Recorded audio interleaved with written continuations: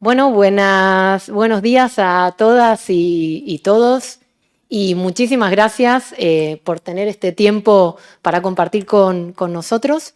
Eh, bueno, yo soy Natalia Millán, soy profesora de Ciencias Políticas de la Universidad Complutense y bueno, vengo a presentar a José Antonio Vázquez Mosquera, a quien primero que nada agradezco que se haya venido hasta el campus de Somos Aguas a charlar un rato sobre un tema que en principio pensamos que no tiene nada que ver, pero que es un tema que relaciona la política y la espiritualidad.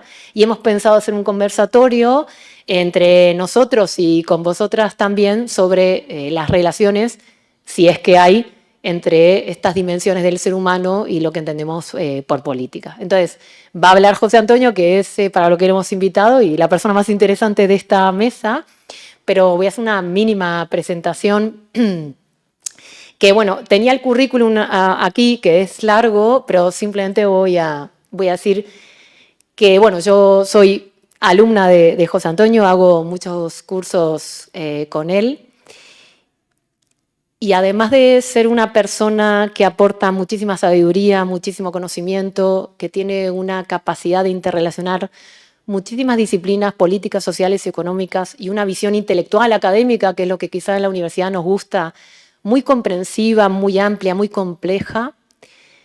También tiene una aproximación al conocimiento o a lo que hacemos muy particular, ¿no? Por una parte, tiene esa perspectiva tan sabia de plantear las cosas desde un lugar abierto, flexible, sabiendo que nuestras percepciones, nuestras visiones siempre son subjetivas, siempre son limitadas y que muchas verdades y muchas visiones entran en el mundo y que la pluralidad, la apertura, la comprensión, la empatía son un elemento básico del conocimiento humano, ¿no? Y eso lo transmite todo el tiempo y genera un agradecimiento te genera un agradecimiento, una gratitud y una apertura a la vida, al conocimiento, que a mí me gusta mucho.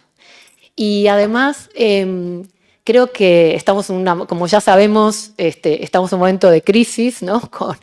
Con, con gente que está gobernando el mundo, que hace 5 años sería un meme y ahora parece que está de moda ser mala gente, ¿no?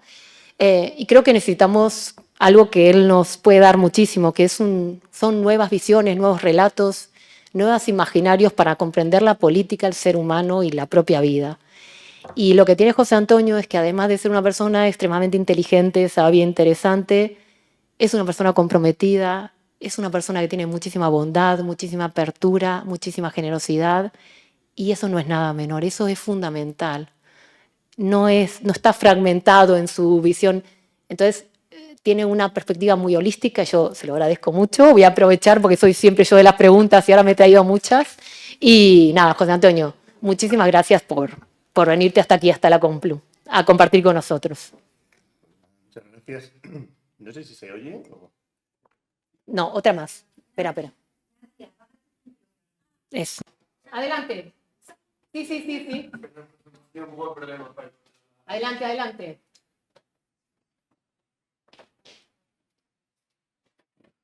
Ahora sí. Ahora que está en rojo se oye. Sí, ahora podés. Vale. Pues nada, muchísimas gracias por invitarme. Es un poco contracultural, yo creo. Bueno, no lo sé, pero creo que puede ser un poco contracultural que hablemos de espiritualidad. O parece que es como un tema incompatible con lo de la política. Con lo cual, oye, también darte la enhorabuena de que como que de alguna manera promuevas esa interrelación, ¿no? Esa unión de las dos dimensiones que yo creo que pueden ser, o sea, al margen de lo que piense cada uno, que siempre, bueno, pues cada uno tiene su visión, pero creo que puede ser como enriquecedor el ver que esas dimensiones también se pueden relacionar, ¿no? Y que lo hagamos en la universidad, que además, pues no sé, es un sitio que de alguna manera también tiene esa función crítica, de reflexión, ¿no?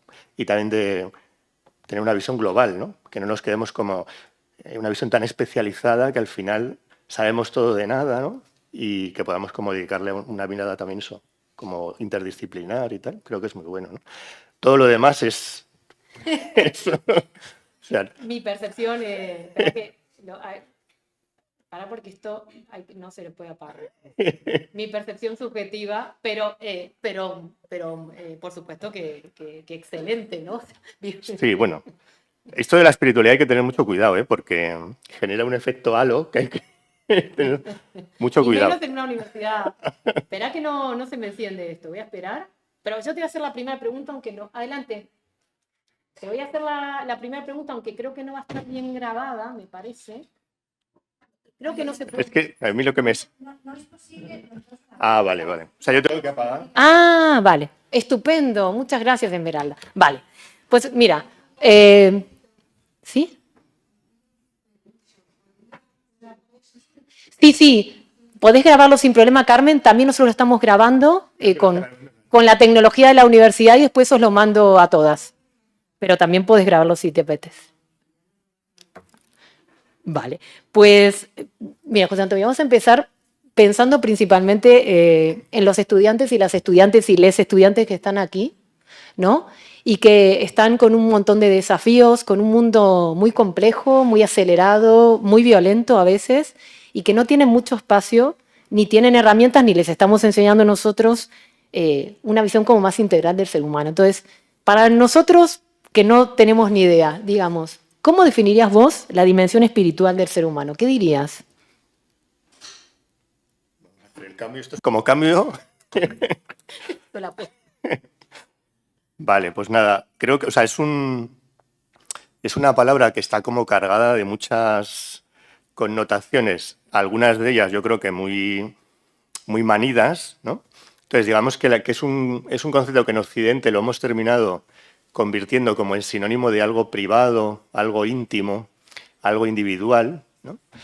Y algo opuesto a lo material. Y eso es lo que... O sea, si vemos la historia de la palabra, veréis que originalmente la palabra viene del griego espíritu, que significa aire, y ya veréis que se escoge esa metáfora porque quiere expresar una dimensión que el aire lo expresa muy bien, pero muy rápido, sobre todo en la tradición cristiana, se va a oponer, San Pablo utiliza esta palabra neuma y la opone a otra palabra que es carne, pero carne en San Pablo no quiere decir cuerpo, quiere decir actitud cerrada sobre sí mismo, esa es la carne. Entonces, muy rápido se va a contaminar de esto. También la cultura helenística, no sé si conocéis a Dodge, que ha trabajado como la cultura helenística se fue llenando de una especie de espiritualidad que rechazaba el cuerpo. Entonces, en nuestra cultura tenemos como asociado enseguida. Lo espiritual es lo que se opone a lo corporal. Lo espiritual es como algo interior que se opone a lo exterior. Lo espiritual es como superior a lo material, etc. Estos binarismos, ¿no? Donde siempre hay un polo superior al otro. Entonces, quizá habría como que recuperar el concepto.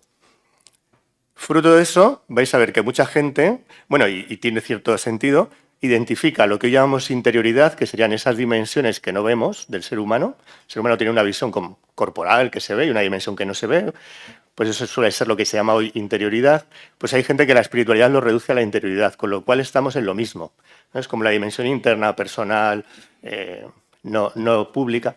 Pero si vamos al origen de la palabra, yo digo, es neuma, y neuma significa aire. Y aire, si os dais cuenta, es lo que nos une a todos. Es lo que estamos respirando todos a la vez, ¿no? Lo que yo expulso es respirado por otro. Entonces, tiene que ver con la concepción de que el ser humano no es una realidad cerrada, completa, sino que es una realidad en relación. Esa es digamos que es la mirada. Es el ser humano, y no solo el ser humano, sino que toda la realidad tiene una dimensión relacional. Esa sería como Entonces, este sería como la propuesta es cambiar ese paradigma que en Occidente ha sido muy individualista, muy intimista, muy mental, porque ha identificado lo interior con lo espiritual, pero lo espiritual no está ni dentro ni fuera, está en el entre, está en la relación, está en el aire, está en el encuentro entre uno y otro, no está ni dentro ni fuera, ¿no? Entonces sería recuperar esa dimensión de que somos seres relacionales. Y podríamos dar un paso más, que es que, y ahí por ejemplo Levinas, yo creo que nos ayuda mucho a entender que no siempre que hablamos de relación, a lo mejor podemos decir que esa relación está expresando toda la profundidad de ese término. Entonces, Levinas nos habla de eso, de que además de que somos relación, esa relación es algo que no se puede... O sea, que tiene una dimensión de misterio, él le llama el otro, ¿no? Una dimensión que no puedo agarrar, definir, cosificar, en el fondo manipular. Entonces también hablar de espiritualidad es hablar de apertura, hoy en fenomenología de la elección dicen, al misterio, a esa dimensión de que somos realidades que no pueden ser como definidas y cosificadas totalmente. Y no solo nosotros, sino toda la realidad.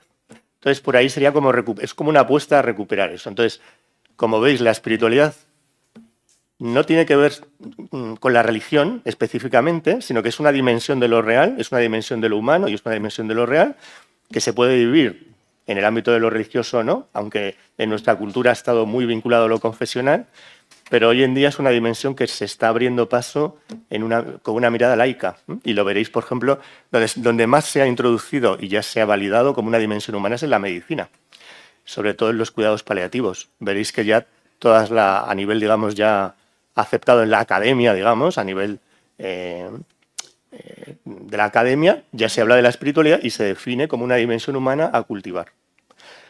Y ahí es donde está un poco el quid de la cuestión, ¿no? Por un lado, genera mucho rechazo por toda esta contaminación de que lo espiritual era como lo no corporal, lo dualista, una visión un tanto pesimista del humano. Habría que recuperar como su origen inicial, separarlo de la dimensión religiosa, no en cuanto a que lo religioso no pueda ser una manera de vivir lo espiritual, pero no es la única, no hay un monopolio sobre ese término, y luego recuperar esa mirada del misterio también, ¿no? De que la realidad no la podemos definir, controlar, etc. Entonces iría también un poco en la línea que ha ido surgiendo en el siglo XX, sobre todo a través de corrientes como el existencialismo, de que nuestra cultura se ha centrado en el control, ¿no? Decía Heidegger, se ha olvidado del ser.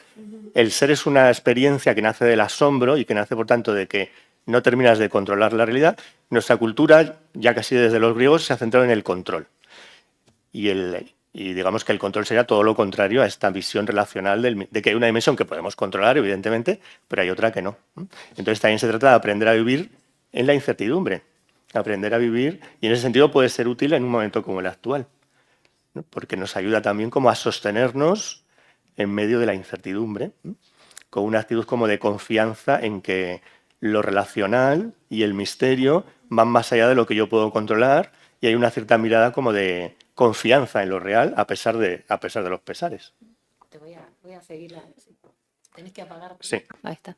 No, estaba pensando en dos cosas mientras explicabas, ¿no?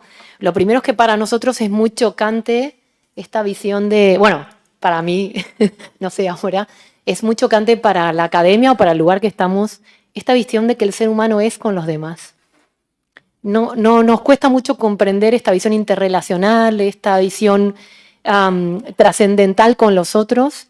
Por eso os quería decir que ya que estamos aquí en esta perspectiva, podemos hacer preguntas ahora mismo en vez de que las haga yo, ¿no? Si os apetece, levantamos la mano, llevamos el micrófono y podemos hacer una cosa más dialogada. O sea, sentiros libres para eso. Entonces eso te quería preguntar. Y lo segundo, me hiciste también pensar, esta diferencia entre persona e individuo, que hay muchas formas, que el individuo es, digamos, un ser que tiene determinadas características y la persona es todas las relaciones que ese ser establece con las demás personas, con su propia espiritualidad, con la naturaleza. Claro, el individuo se puede reproducir, la persona no. Pero pensando realmente, no sé, en nuestros estudiantes, que yo me impacta mucho en este mundo que estamos, esta idea de persona, ¿tú cómo dirías concretamente para ellas cómo podrían cultivar esa dimensión espiritual, emocional, interrelacional, ¿no? O sea, ¿qué cosas concretas o qué abrirse para intentar comprender esas estructuras, ¿no? Sobre todo siendo joven, que cuando sos joven es más difícil. Nosotros también somos jóvenes, ojo.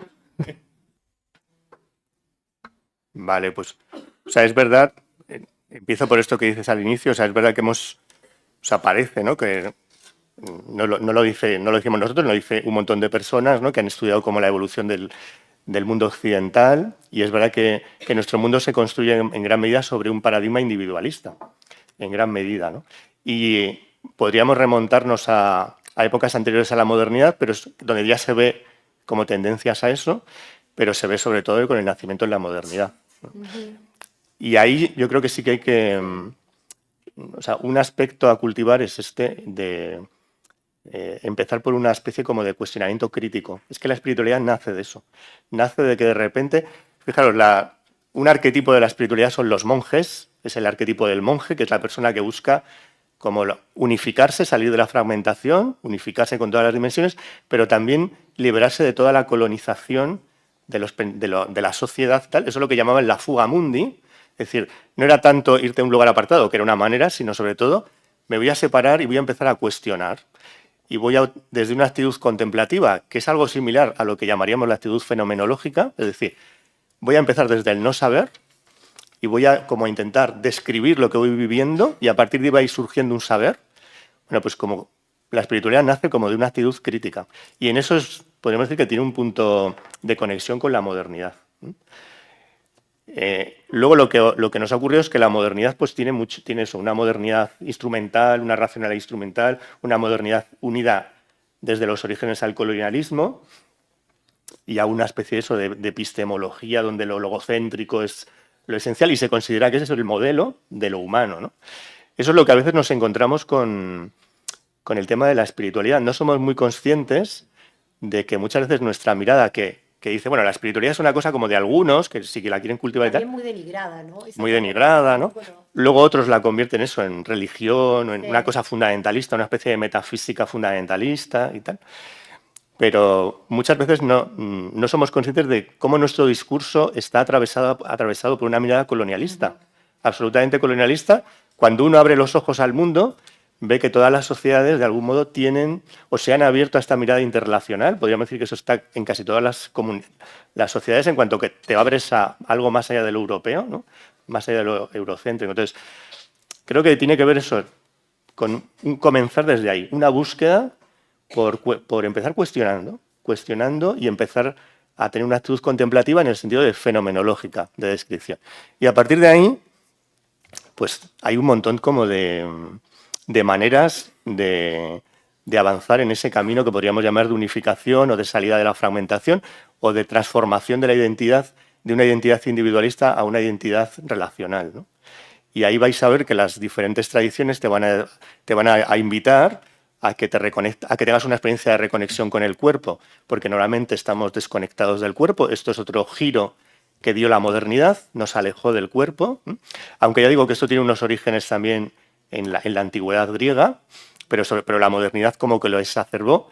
Es a partir de Nietzsche, cuando Nietzsche nos señala, quien vive en la mente vive desvitalizado, vive como enajenado, y va a ser a partir de ese giro nietzscheano que volvemos al cuerpo y redescubrimos toda la dimensión corporal. Bueno, pues ese es un camino para irse unificando. El otro camino tiene que ver con este como autoconocimiento o descubrimiento, el mundo de las emociones, el mundo de los pensamientos. Todas las tradiciones nos van a ayudar a no identificar la realidad con el pensamiento, tampoco a desvalorizar el pensamiento. El pensamiento tiene un valor, no es solo algo instrumental, como a veces se dice, sino que tiene un valor también que alcanza verdades, pero la realidad es más que eso, ¿no? Y nos van a ayudar a gestionar las emociones, a gestionar el pensamiento, a tener una actitud, ya digo, más fenomenológica y contemplativa que logocéntrica, pues es otra vía. Normalmente todas las tradiciones nos van a invitar a que cultivemos esa actitud contemplativa a través de alguna forma de meditación o en otras tradiciones hablarán de la oración, según como entiendas tú como el fondo de lo real, pues también es como otro trabajo y eso también se está recuperando, el recuperar esa dimensión contemplativa que siempre se ha dado en todas las culturas. Y luego está toda esa dimensión, digamos, de la ética, del compromiso social, de la relación con el otro, etc. Quizá un elemento importante es que es un camino que es muy personal, pero que necesita de la relación con el otro. Por lo que decimos, yo no me conozco solo mirándome a mí mismo, porque en este paradigma relacional yo nazco como yo cuando descubro el tú. El tú y el yo nacen a la vez, ¿no? Esto es una cosa que sobre todo el judaísmo nos ha descubierto en el siglo XX, los pensadores judíos, Martin Buber, Levinas, ¿no? Cómo es verdad que hay una parte que tiene que ver con mirarte para adentro, pero hay otra parte que tiene que ver con encontrarse. Y ahí es donde la dimensión política, la dimensión de crear comunidad, de trabajar por el bien común, forma parte también del desarrollo personal. Entonces, no basta como que te mires y hagas mucha meditación, que muchas veces eso va a llevar a una especie de narcisismo o de solipsismo, ¿no?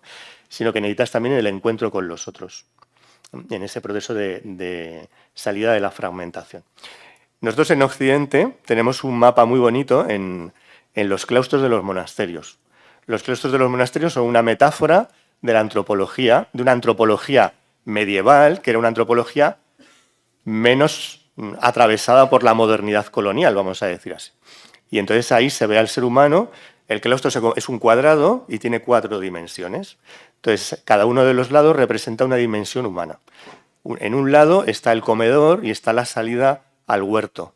Entonces representa todo el lado corporal, donde el buscador espiritual trabaja con las manos, porque esto es algo también que hay que recuperar, es decir, tenemos como que volver a recuperar la importancia de que el trabajo intelectual y el trabajo manual tienen la misma dignidad y son igual de necesarios.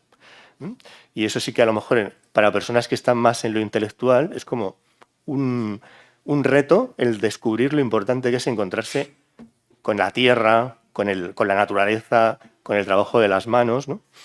Bueno, pues esa es una dimensión a cultivar. El otro lado del claustro es la sala capitular, es la sala donde los monjes se daban enseñanzas y donde se trabajaba la dimensión psicológica, si queremos llamarla así. Luego está el lado de la iglesia y es el lugar, digamos, de la meditación, del trabajo que podríamos llamar de ir a ese lugar más profundo donde te abres a esa relación con todo y con todos sin dejar de ser quien eres. Y luego está el lado de la hospedería y el lado del encuentro con la sociedad, donde se trabaja toda esa dimensión de compromiso y demás. Entonces, el monje a lo largo del día caminaba por todos esos lados de tal manera que hacía esta metáfora de la cuadratura del círculo, ¿no? Es decir, lo cuadrado se convertía en circular en la medida que ibas como integrando todas esas dimensiones. Entonces, creo que una aventura es ir descubriendo o ir reconectando con muchas dimensiones de las que nos hemos ido desconectando, o nuestra cultura no favorece la conexión. Es una cultura tan fragmentada que no favorece eso. Genial, justo ahora te iba a preguntar las relaciones entre política y espiritualidad, pero te quería hacer una pregunta antes, me hiciste pensar una cosa que me gustaría, esta idea de esto de que nos desconectamos del cuerpo, la idea de la aceleración, ¿no? Esto que dice Helmut Rosa, la aceleración te saca de la propia vida, te desarraiga de la naturaleza, no te enajena y esta aceleración en la que entramos, que además tiene mucho que ver con la mercantilización, con la productividad, con la identificación con el ego, es una manera de desarraigarnos de nuestro propio ser, ¿no? Ahora la aceleración está de moda estar acelerado, está de moda no tener tiempo, está de moda tener que tomarte no sé cuántas pastillas, parece que eso fuera un símbolo de éxito. Pero antes de pasar al tema de la política, te quería preguntar una cosa que ahora, por lo que planteabas, es que en un momento planteaste la espiritualidad como si fuera un proceso como de emancipación, ¿no? De deconstruir toda una serie de narrativas coloniales, patriarcales, egoicas, violentas, y encontrar tu propio ser, tu propio camino, que siempre será con los demás, que yo creo que siempre termina siendo algo bondadoso. Y cuando hablaste o yo lo entendí, como de construir todas esas narrativas, te iba a preguntar antes de pasar a la política, si eso no sería también la labor de la universidad, ¿no? Porque aquí tenemos siempre un debate con mis compañeras y compañeros, cuando estamos en el proyecto de una organización docente, a veces con los estudiantes, sobre cuál es el papel de la universidad. Si es pasar un conocimiento técnico para generar personas productivas, eficaces, que promuevan el crecimiento económico, que parece que el paradigma que se nos demanda a profesores y alumnos todo el tiempo.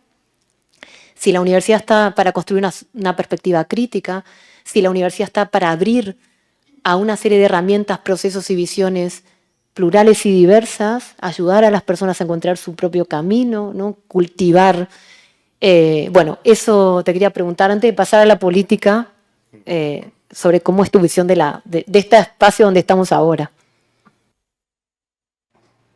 Claro, bueno, eso yo creo que también creo que puede ser muy interesante lo que dices, ¿no? Que lo debatáis, ¿no? Porque al final creo que sois vosotros y vosotras las que podéis como ir viendo qué tiene sentido, ¿no?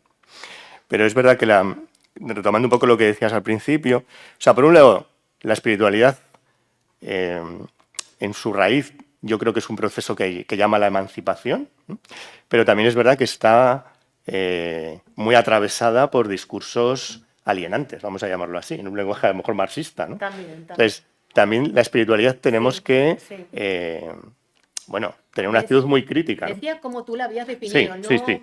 Como, Pero también es un poco eso, para que no idealicemos la espiritualidad. La espiritualidad ha sido utilizada por el poder constantemente para legitimar todas estas injusticias, ¿no? Entonces, también necesitamos como esa... hay como una sensación de eso, de que estamos en una etapa nueva, que todas las dimensiones tienen que replantearse y la propia espiritualidad se tiene que replantear, ¿no? Entonces, en ese sentido, parece que la intuición es esto, ¿no? Que hablábamos de un paradigma relacional que incluye el misterio y el que no lo puedo controlar todo, pero también está esta dimensión del que podríamos llamar de la liberación, o de un paradigma de la liberación ¿de qué? De la vida. Tendríamos como que trabajar porque todo lo que la vida se transmita, se perpetúe, se cuide. Entonces, quizá uno de los problemas que tenemos es que tenemos universidades, decía Freire, ¿no? de educación bancaria, y en el fondo muy necrófilas, es decir, muy centrada en lo técnico y tal. Ya digo que es el propio Nietzsche quien nos dice, en la medida que te vayas más a lo mental, te desconectas de las fuentes de la vida. Entonces, no es que lo mental sea malo, es estupendo, pero cuando está en conexión. Para que la universidad sea liberadora tiene que haber esa conexión, ¿no? Esa conexión con todas esas dimensiones y sobre todo con la vida, con el cuidado de la vida, con esa actitud liberadora. Entonces, creo que en la medida que vayamos teniendo como central este paradigma biocéntrico, si lo queremos llamar así, o de la liberación que diría Dussel, ¿no? De la liberación de la vida. El ecofeminismo diría lo mismo. El ecofeminismo dice lo mismo, y desde diferentes tradiciones se dice lo mismo. La teología de la liberación dice lo mismo. Y la vida en todas sus expresiones, no solo la vida humana, sino la vida en toda su como una dignidad en sí, ¿no? Entonces, de alguna manera hacer la universidad como un lugar que da vida, ¿no? No solo un lugar bancario, es decir, donde acumulo unos conocimientos que también son necesarios y hay que tener, pero al final que haya una dimensión de transformación de la persona. Y eso es lo que eran las universidades cuando nacieron. O sea, cuando nace la universidad, por eso toma ese nombre, lo que intenta es darte una visión, podríamos decir hoy eso, interdisciplinar o no fragmentaria. Pero si os dais cuenta hoy, la universidad lo que hace son especialistas a veces exagerados, que no está mal, pero el problema es cuando pierdes toda la perspectiva, o solo cultiva lo mental. Entonces, ¿por qué? Que se les pide a los profesores además. Sí, claro. O sea. Y, bueno, a veces con Nati creo que hacéis... O sea, ¿por qué no en la universidad, por qué no se podría cultivar como el claustro de un monasterio? Es decir, lo corporal, lo interrelacional, lo mental, o sea, todas las dimensiones. ¿Por qué no puede haber un trabajo corporal, un trabajo manual y un trabajo intelectual? Porque al final trabajaríamos al ser humano en todas sus dimensiones y estamos trabajando por la liberación de la vida. Porque esa persona como que todas sus potencialidades las pueda como actualizar. Entonces, creo que en ese sentido es como que habría que repensar una nueva visión de la universidad. Necesitaríamos como un ejercicio de imaginación y de utopía realista para crear otro tipo de universidades. Y ahí yo sí que creo que es muy importante el diálogo intercultural. Entonces, ¿cómo es una universidad budista, por ejemplo? Pues seguramente es otra cosa. De lo poco que yo conozco, por ejemplo, una universidad tibetana, hay meditación, pero a la vez hay unos estudios súper profundos de filosofía, de ciencia. Entonces, al final has construido un ser humano integral y además que trabaja por la liberación. Exacto. Que trabaja por la liberación de la vida en todas sus expresiones y que además también tiene una capacidad crítica frente a todos estos fenómenos de alienación, ¿no? O de injusticia. Pero ahora tienes que apagar vos. Esto, sí, coordinación. Sí, tal cual eso que planteabas. Vamos, espera que Juan tiene una... Venite, Juan, venite aquí y hace la pregunta. ¿Te parece? ¿Te importa? O te pasamos. Venite. Tanto hablar de la emancipación, de la horizontalidad y de la interrelación, que es mucho mejor y mucho más nutritivo y vale la pena el tiempo que estamos compartiendo hoy, si podéis participar, que si no. Yo apago el mío y vos hablas. Vale. A ver, ¿se me escucha? Me siento... Sí. Ah, vale, perfecto. Vale, pues yo quería volver como a la la anterior pregunta que ha hecho Natalia, como respecto a cómo se puede practicar la espiritualidad o cómo podemos acercarnos a esto. Y como has hablado de como la tradición cristiana, ¿no? De cómo los monjes cultivan esta espiritualidad y tal, pero también has dicho como que, pues, que hay muchas otras formas de hacerlo. Pues bueno, encima como la tradición cristiana pues siempre trabaja como desde el dualismo este que habéis hablado de pues que deja de lado a los otros seres vivos y a la naturaleza y tal. Y pues eso, que muchos de nosotros pues igual estamos concienciados de esta otra perspectiva, pues de conocedora de que pues la espiritualidad y la parte espiritual del ser humano pues también hay que trabajarla. Pero quiero decir, fuera de estas perspectivas de la religión, es decir, solo con ser conocedor de que esto existe, etcétera, como es suficiente o como que también hay que aplicarlo como con unas prácticas que llevar a cabo como en tu vida en general. Y como que no tengo muy claro cómo puedes saber como que estás en el buen camino o sigues en el círculo este de rueda de vivir acelerado y imposible salir, ¿no? Como del sistema capitalista, etcétera. Y ya está, más o menos eso. No sé si tenéis respuesta. Perfecto. Apaga esta y te la presento. Nada, pues Gracias. muy buena. O sea, es verdad, mira, me han surgido varias cosas. Es verdad que, o sea, una cosa que creo que también es que tenemos que volver a conocer el cristianismo porque no lo conocemos. Lo que conocemos es una degradación del cristianismo, pero además que no lo conocen ni los cristianos muchas veces, ¿no? Entonces, el cristianismo es verdad que ha sido una fuerza de dualismo, de fragmentación, pero eso, digamos que es su enfermedad, ¿no? Que muchas veces ha aparecido como lo central. Pero realmente lo central del cristianismo es lo que se llama la experiencia de la Trinidad, que no es una matemática del Padre, el Hijo, no sé qué, sino que es la experiencia de que es esta experiencia de la unidad en la pluralidad, o la experiencia de ser comunión. O sea, es como cambiar la propia identidad de una identidad individualista a una identidad que está en comunión con la naturaleza, con el misterio, con los demás, etc. Entonces también tenemos como que recuperar eso. Y respecto a esto o sea, es verdad que la espiritualidad no es una ortodoxia, o sea, no es una creencia correcta, no es una ideología en ese sentido, aunque pueda tener expresiones mentales, sino que es una praxis. Entonces es verdad que al final el camino supone algún tipo de praxis, ¿no? Algún tipo de práctica. Y eso, por ejemplo, los orientales lo han cuidado mucho. Por ejemplo, si conocéis la tradición taoísta, se comienza haciendo cosas muchas veces sin saber para qué. Si habéis visto una película súper antigua que es Karate Kid. Esta estaba pensando yo. Es que es nuestra generación. Eso. No sé si vosotros lo conocéis, pero bueno, es una especie de entrenamiento que hace un maestro de karate. Esto es una cosa ya de los abuelos. Pero el chaval lo primero que le enseña al maestro es a colocar la chaqueta bien. Esa es la primera práctica.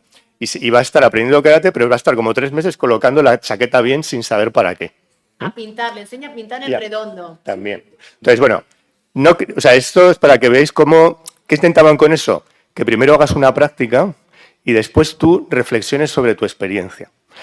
Mirad, contaba Peter Yang, que es un maestro de Tai Chi, que falleció hace unos años, un cuento para explicar esta idea que tienen ellos. Ellos le llaman a esto de que la espiritualidad es una praxis, el Kung Fu. El Kung Fu a veces lo identificamos como un arte marcial, y lo es, pero sobre todo es una actitud. Y entonces el Kung Fu, cuando le preguntaban a Peter Yang, ¿qué es el Kung Fu?, contaba este cuento. Dice, esto era un padre que estaba preocupado por su hijo, como que su hijo lo veía muy, muy descentrado, pasándolo mal, y entonces era amigo del abad de un monasterio zen y le dice, bueno, pues el abad le dice, bueno, pues tráetelo con nosotros, a ver si con esta vivencia, como decimos, más integral con la naturaleza, con la meditación, a ver si el hombre se siente mejor. Y lo lleva a su monasterio y le dice, mira, lo único que te voy a pedir es, para que también colabores, tú te vas a encargar de llevar el agua a los monjes cuando te lo pidan. Y lo que tienes que hacer es, antes de coger, el agua está en un pozo, entonces tú antes de ir al pozo, das una palmada, haces como un movimiento y luego sacas el agua. Y eso es lo que hace durante un tiempo. Cuando ya pasa un tiempo, su padre dice, bueno, vuelve ya porque llevas ya mucho tiempo. Y entonces su padre, que es el rico del pueblo, da un banquete para el pueblo. Y como quiere fardar, pues dice, bueno, es que mi hijo viene de un monasterio zen y ha aprendido Kung Fu. El caso es que el chaval vuelve, le hacen un banquete y todo el mundo has aprendido Kung Fu y el tío dice que yo no sé nada. O sea, yo lo que he hecho es dar una palmada y tal.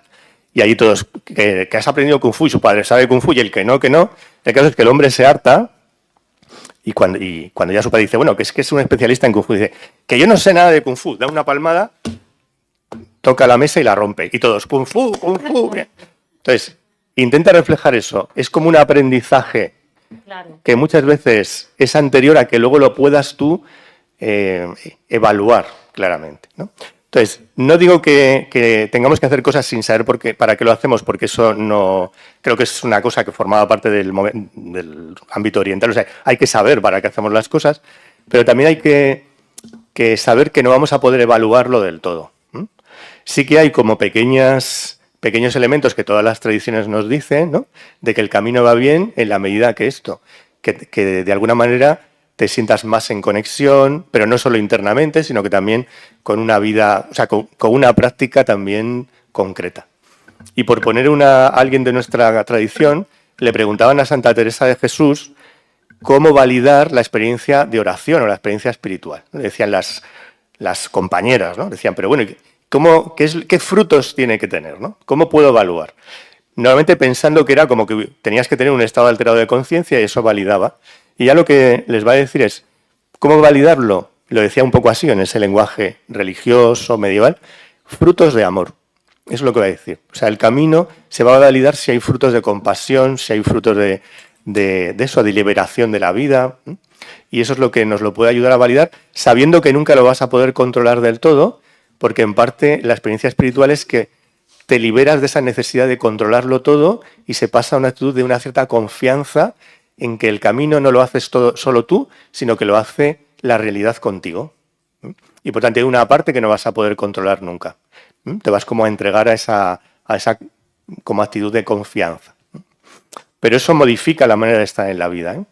En general te va a hacer más humilde, te va a hacer más consciente de que necesitas a los demás, porque no sabes si lo estás haciendo bien o mal del todo, y te va a hacer también... te va a llevar al diálogo, ¿no? Te va a llevar a la escucha de los otros. Yo tengo un par de cosas también. Bueno, yo voy a agregar unas cosas con lo que dijo José Antonio, porque, claro, yo entiendo lo que plantea Juan, ¿no? Porque nos hablamos de espiritualidad, de conciencia y como que decimos, bueno, pero concretamente, ¿dónde está la receta? ¿Cuántos huevos poner? ¿No? Porque necesitamos, además, como somos sujetos y ellos más, ¿no? Sometidos a la dictadura de los resultados, bueno, ¿cuándo me voy a iluminar? ¿No? Dame un cronograma. Entonces, yo daría algunas ideas, a ver vos cómo lo ves, para ellas, ¿no? Primero creo que lo más importante es la pregunta que hizo. La propia pregunta, ¿no? El abrirse, el preguntarse, bueno, ¿esto cómo es? Esa pregunta es mucho más importante que la respuesta, porque esa pregunta es una apertura.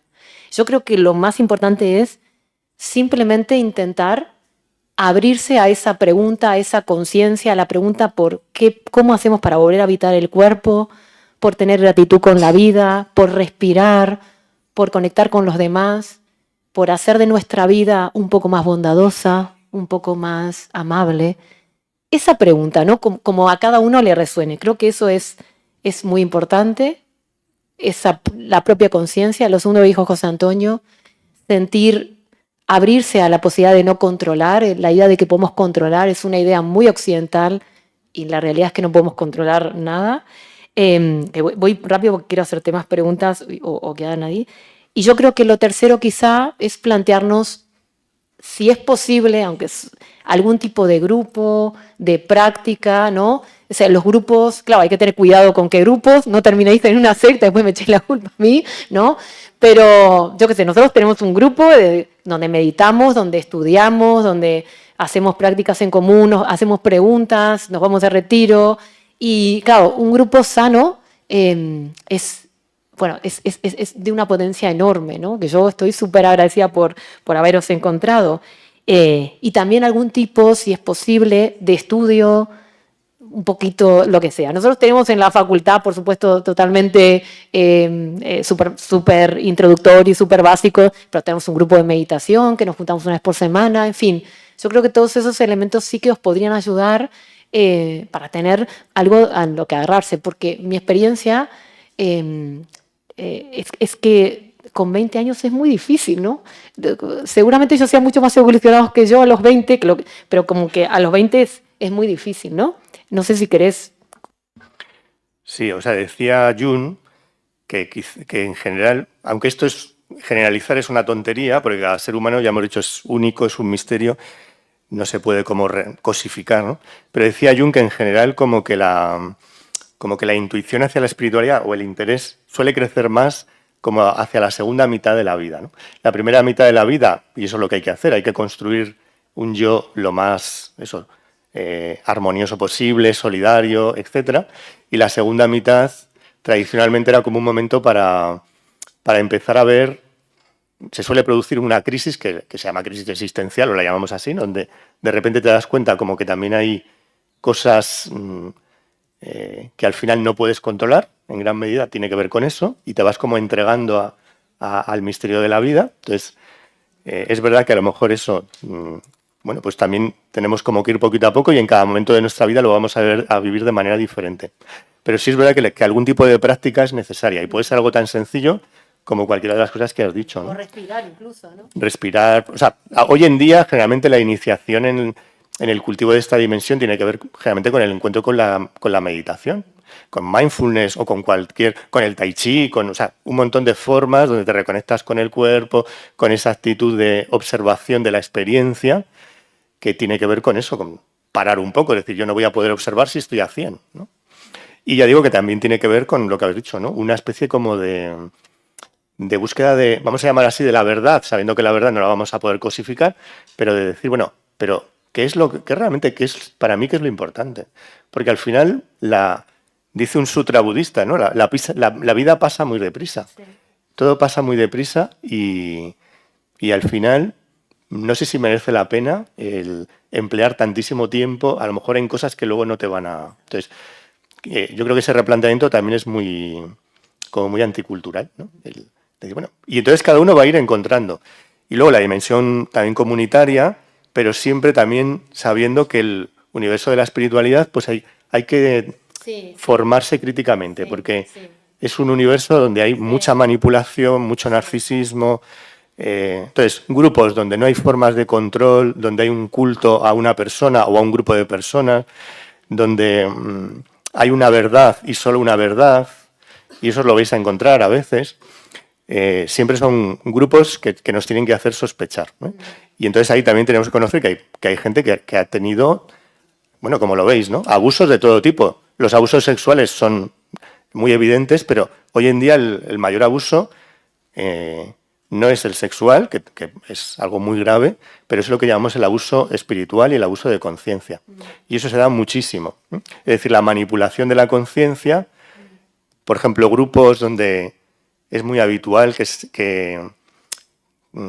se explote a la gente de algún modo a través como del voluntariado que nunca se remunera, ¿no? Esto es muy propio. Y entonces, si dices, bueno, yo mi tiempo también, pues te van a decir que es que no eres solidario, que no es... Entonces, tenemos también que sanear muchísimo de los grupos espirituales y ser muy conscientes de que es un ámbito donde también hay mucha enfermedad y mucho narcisismo, y bueno, y eso lo conocéis, ¿no? Una cosa, antes de pasar a la espiritualidad, es que además estuvimos debatiendo con los estudiantes, las estudiantes que están aquí la semana pasada, el tema de Vox, de la pluralidad y eso. Entonces, antes de pasar a la política, también te quería preguntar, ¿no? Sobre todo, tener mucho cuidado con quien te demanda por el tema del totalitarismo, que si había totalitarismo en nuestra facultad, estuvimos hablando, ¿no? Mucho cuidado con quienes demandan una adhesión acrítica, ¿no? Sobre todo eso. Sí. O sea, se da en el ámbito espiritual y se da en cualquier otro ámbito, ¿no? Pero el espiritual, como afecta como a dimensiones muy, muy personales, etcétera, es como muy dañino, puede ser muy dañino, ¿no? Y hay gente que ha sufrido pues mucho, ¿no? En ese ámbito. Entonces, sí, que demanda una adhesión incondicional, o lo que digo, o que hay un culto, y esto es muy habitual, ¿eh? O sea, ahí es lo que se llama el efecto halo, que decíamos, ¿no? Que proyectamos en el otro como toda esta especie de anhelo que hay en lo profundo nuestro. Hay en nosotros, dice el psicoanálisis, sobre todo lacaniano, ¿no? Hay un deseo como de salir de la falta, de esta sensación de que nos falta algo. Entonces, de repente encuentro a no sé quién y entonces esta persona es perfecta, lo tiene todo. Me va a hacer salir de la falta. Entonces, eso es un... Primero es un abuso con la persona, porque nadie completa a nadie, pero también es una manera de, en vez de ir por el camino espiritual, precisamente volver al control, volver a cerrarlo todo, a cosificarlo. Y de no responsabilizarte, ¿no? Claro, claro. Entonces también es un camino que tiene sus... O sea, creo que es un camino que nos puede favorecer todo este paradigma de la liberación en dimensiones muy profundas y quizá uno de los caminos más integrales, ¿no? Pero a la vez también, dada su como radicalidad, pues también mal llevado puede ser un camino de lo más alienante, ¿no? Y eso se puede ver en... Bueno, podéis hablar con mucha gente que ha estado, por supuesto, en la Iglesia Católica se da muchísimo, pero es que se ha dado, o sea, si vais al budismo tibetano, todo tipo de abusos, grupos hindúes, todo tipo de abusos. He conocido gente, por eso, que creía, por ejemplo, ser la pareja del líder, hasta que descubrió que el líder tenía como 100 parejas, pero sin haberla informado de eso.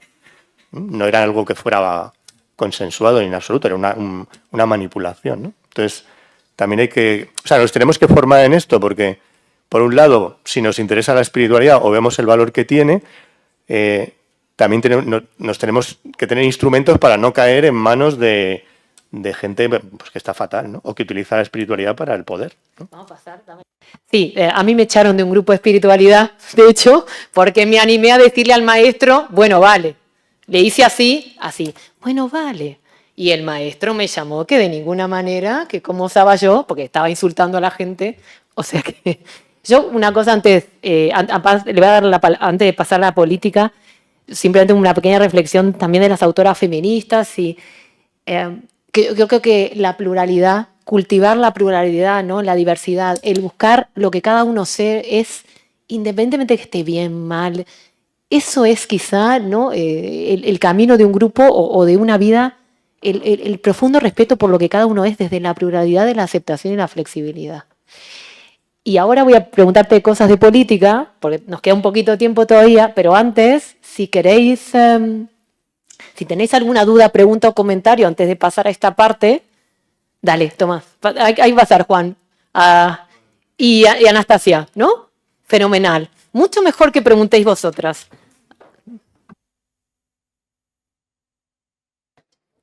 Vale, yo quería subir a preguntaros sobre todo porque estamos hablando del tema de la espiritualidad y de cómo cultivarla, ¿no? Mediante la observación, la experiencia.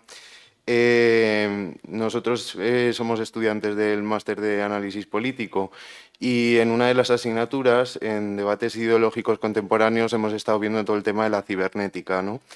Y justo me ha notado también sobre la espiritualidad, dos cosas que ha dicho Natalia, que es conectar y hacer la vida más amable. Una cosa que se me viene a la mente cuando dices esas dos cosas de conectar y hacer la vida más amable, creo que es lo que nos han intentado vender con la tecnología, con conectar, con las redes y sobre todo también que se ha intentado mostrar de una forma súper neutra, de una forma que no está nada manipulada y que es para mejorar la vida de la gente en general. Y quería más o menos saber un poco la perspectiva que tienes tú sobre esto y cómo a lo mejor la tecnología puede intentar suplir también esta observación de la experiencia, el espíritu crítico, pensando que, pues, que estamos más conectados con nuestra comunidad o con la gente cuando realmente puede no ser así, ¿no?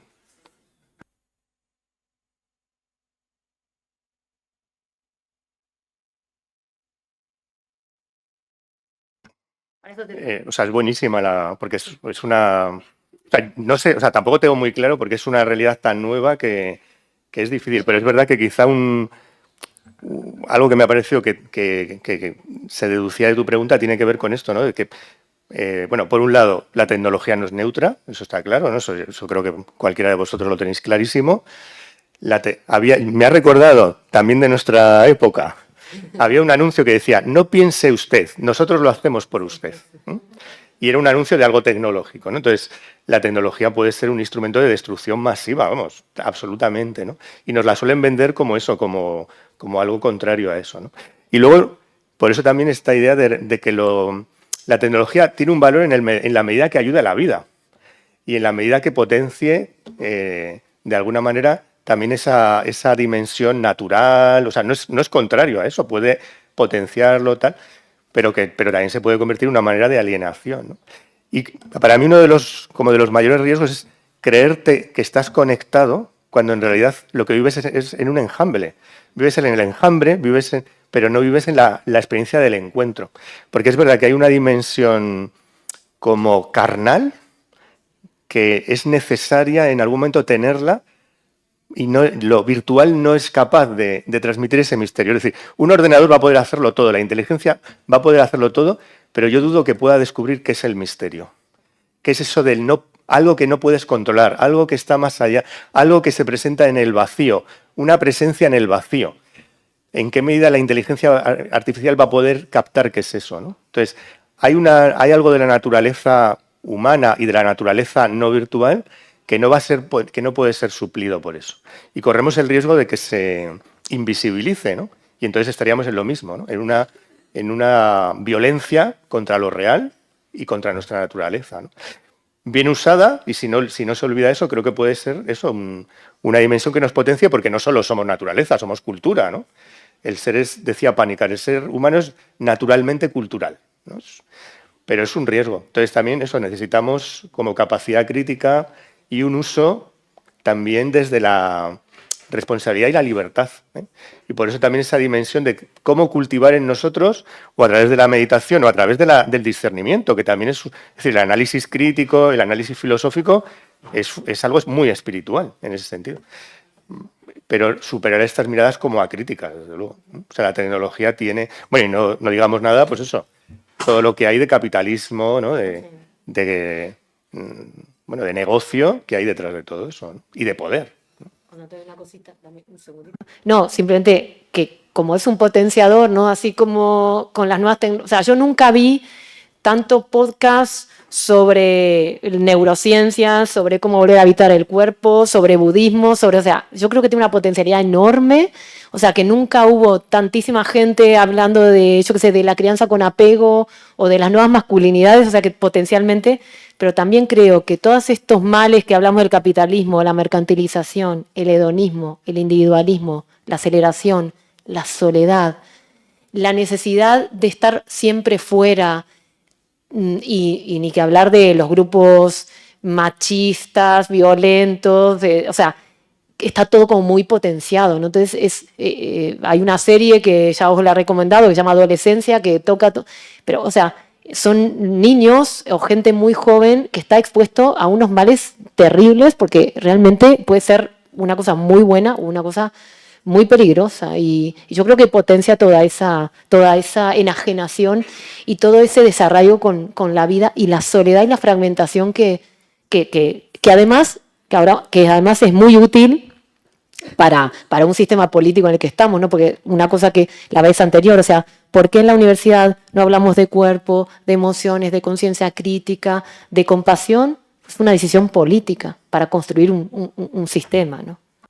Sí, y además añadiendo, o sea, también un tema que a veces como que la cultura hegemónica nos lo ha vendido, a veces con una crítica sana, pero tiene que ver con el aprender a limitarse. O sea, esto es como, tenemos de eso como una idea muy negativa, pero generalmente es una experiencia muy liberadora, ¿no? Es decir, si estamos hablando del decrecimiento, si estamos hablando de que hay unos límites y tal, el aprendizaje también de que a lo mejor yo puedo estar 20 horas viendo Internet, pero que a lo mejor eso no te merece la pena, ¿no? Entonces creo que también el descubrir ese carácter liberador y contracultural de que a lo mejor voy a decidir yo el tiempo, lo que voy a ver, lo que no voy a ver, etcétera, y recuperar el valor de eso, de la medida. De la medida y incluso del decrecer, pero ya no solo a nivel estructural, que también, sino a nivel personal. O sea, no vamos a decrecer con una mentalidad donde la cosa es, bueno, es lo que nos vende el capitalismo, ¿no? Hazlo todo, experiméntalo todo. No todo necesariamente merece la pena, ni todo, o sea, muchas veces es una enfermedad. Un cáncer es algo que se desarrolla, pero que es un mal que se desarrolla sin fin, ¿no? Y que necesitamos ponerle límites, ¿no? Entonces, está en recuperar el valor del límite, que ya digo que muchas veces está en esta idea que tenemos de que nos cuesta mucho, y eso es una experiencia humana universal, vivir la falta, vivir la experiencia de la incertidumbre, vivir la experiencia de que nos sentimos que no lo tenemos todo, ¿no? Y entonces es muy fácil, y muchas veces la espiritualidad sirve para eso, tapar esa experiencia con, pues eso, con la tecnología, o puede ser con todo tipo de evasiones, o puede ser con la espiritualidad como evasión también, ¿eh?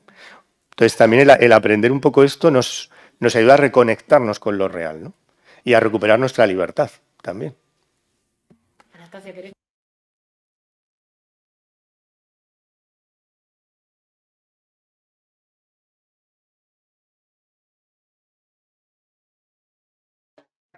Que yo más bien tenía una duda y quería que me respondierais vosotros, porque a mí me surge la duda de que quizás la espiritualidad y todo eso que a día de hoy tiene tanta importancia no se estudia a lo mejor académicamente, es decir, hay gente, hay referentes, como por ejemplo Natalia, que es doctora, o sea, no es referente en este campo, pero es una persona culta, has estudiado, tienes un doctorado y eres consciente de la importancia que tiene esto, pero realmente no hay quizás un grado al respecto de esto. Y entonces acabamos cayendo, o la gente cae incluso en abusos, en sectas. Entonces, ¿no es la posibilidad de estar en ese peligro lo que debería hacernos replantearnos el estudiar algo tan importante como el reconectar con nosotros de forma más académica y más profunda? No, tú. Es buenísimo. O sea, eso es una de las carencias que tenemos, ¿no? Quizá, por ejemplo, en el mundo anglosajón sí que hay como facultades. Lo que pasa que es que la espiritualidad se ha identificado mucho con la religión. Y entonces, en el mundo anglosajón te encuentras en las universidades facultades de divinity, es decir, donde se estudia la espiritualidad, pero de un modo como muy... desde un aspecto laico, no son facultades de la iglesia, sino que son laicas. Y otro lugar que en otras, que sobre todo en la cultura anglosajona, tiene una importancia enorme y es un grado, son unos estudios de enorme prestigio, son los estudios interreligiosos, que se considera una de las carreras más duras y más importantes que puedes estudiar en Inglaterra o en Estados Unidos. Aquí en España no tenemos nada de eso. Entonces, yo sí que creo que sería muy útil unos estudios laicos, unos estudios científicos, pero también en relación con todas las tradiciones. Es decir, también una cosa que tenemos es eso que digo, salir de esta visión colonialista de que solo lo europeo y lo laico en el sentido liberal del término, y empezar también, oye, ¿por qué no escuchamos a los monjes budistas que tienen mucho que decir y que están ahora mismo haciendo muchísimo trabajo con los científicos, etcétera? Entonces, también recuperar esta idea de que nos tienen mucho que decir los pueblos originarios, con toda su sabiduría, que tienen mucho que decirnos muchas culturas. Entonces, podría ser también un foco de renovación de la cultura. Y, por supuesto, es una decisión política. Es una decisión política, seguramente por hegemonía de diferentes poderes. Uno es el poder de la Iglesia, que aquí en España es un poder que controla muchísimo la cultura, muchísimo, y entonces si generar un ámbito así sería generar un ámbito que no controla la jerarquía de la Iglesia, entonces va a haber mucha dificultad. Y luego también el que hay otros sectores que han asumido eso, una visión de un laicismo muy liberal, muy, en el fondo, muy eurocéntrico, y no son capaces como de ver un paradigma diferente, ¿no? Pero para mí podría ser un foco de renovación de la universidad y de la sociedad impresionante. Y ya digo que en algunas, o sea, en el ámbito anglosajón sí que se está como brotando ahí, ¿no? Yo tengo una cosa que agregar también, no, que eso también, por supuesto, lo que plantea José Antonio, pero también quizá lo que podemos, bueno, dos cosas. Primero podemos plantear es cómo llevar estas, que no solo la espíritu, cómo llevar esta multidimensionalidad, la idea de que somos cuerpo, de que somos interrelaciones, de que somos espíritu, de que somos emociones, a la universidad, ¿no? Y para eso no necesitamos cambiar nada estructural, sino ir integrando estas cosas a nuestro propio... De hecho, en teoría política o en teoría del desarrollo hay un montón de doctrinas del buen vivir, de los ecofeminismos, de los feminismos comunitarios y un montón de visiones y de la propia teología de la liberación que nos podría abrir desde la propia academia a eso, ¿no? Y lo segundo que sí me parece importante, que os he dicho varias veces a vuestro grupo, es que la libertad, esto lo aprendí con José Antonio, la libertad también supone responsabilidad. Y que no es solo algo que le podemos pedir a la universidad, que nosotros podemos practicar. Te quiero decir, nosotros también podemos plantear en nuestras clases, plantear con los profesores, con las profesoras, en nuestras propias prácticas, esa apertura, Anastasia, ¿no? No es solo una... A veces yo siento, también puede ser que nos pasa a todos, ¿no?, que no somos conscientes de la posibilidad de transformación y de cambio que nosotros también pedimos. Porque si un día venís y le dices a un profesor, pero estos temas, estamos hablando de ciber, ¿qué tiene...?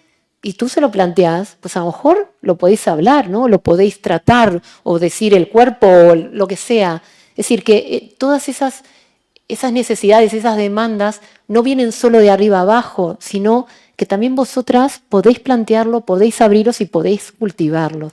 No solo las carreras específicas, sino una apertura, digamos, a una visión integral, ¿no? Integral del ser, que creo que necesitamos, porque esa fragmentación... Estamos todos sometidos, los profesores los que más, a nosotros los que nos demandan son artículos, son papers, son toda una dictadura de los resultados que no tienen nada que ver con la construcción de un docente o con las preguntas que nos podemos hacer, las relaciones que podemos tener, los conflictos que podemos tener con nuestros estudiantes, ¿no? Todas esas cosas, y eso os pasa también a vosotros. Entonces yo creo que ahí sí que vosotras tenéis una enorme posibilidad, estáis en primero, tenéis toda la carrera y la vida para integrar esas cuestiones que os interesan vosotras también.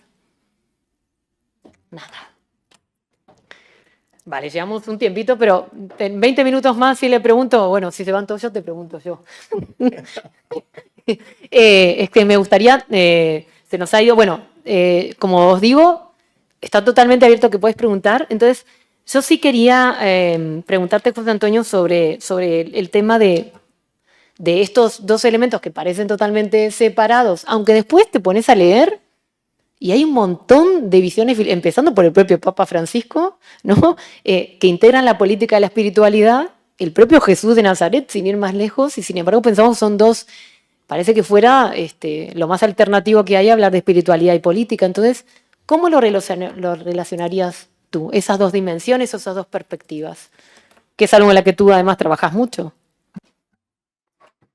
O sea, creo que quizá si lo vemos desde esa visión de que la espiritualidad es la relacionalidad, es como que ya lleva de manera natural a esa dimensión de la política que tiene que ver con trabajar el bien común, ¿no?, con trabajar eso, el bienestar, el cuidado, ¿no?, todo eso. Entonces, es ya digo, que ha estado separado por lo que decíamos al principio, porque en Occidente se ha contaminado, digamos, desde muy temprano la espiritualidad con algo intimista, individualista, privado, no público, tal, pero que eso no es el origen de la espiritualidad, ¿no? Entonces, en la medida que se cambia de paradigma y vemos la espiritualidad como relacionalidad, de manera natural va a tener una dimensión política, ¿no?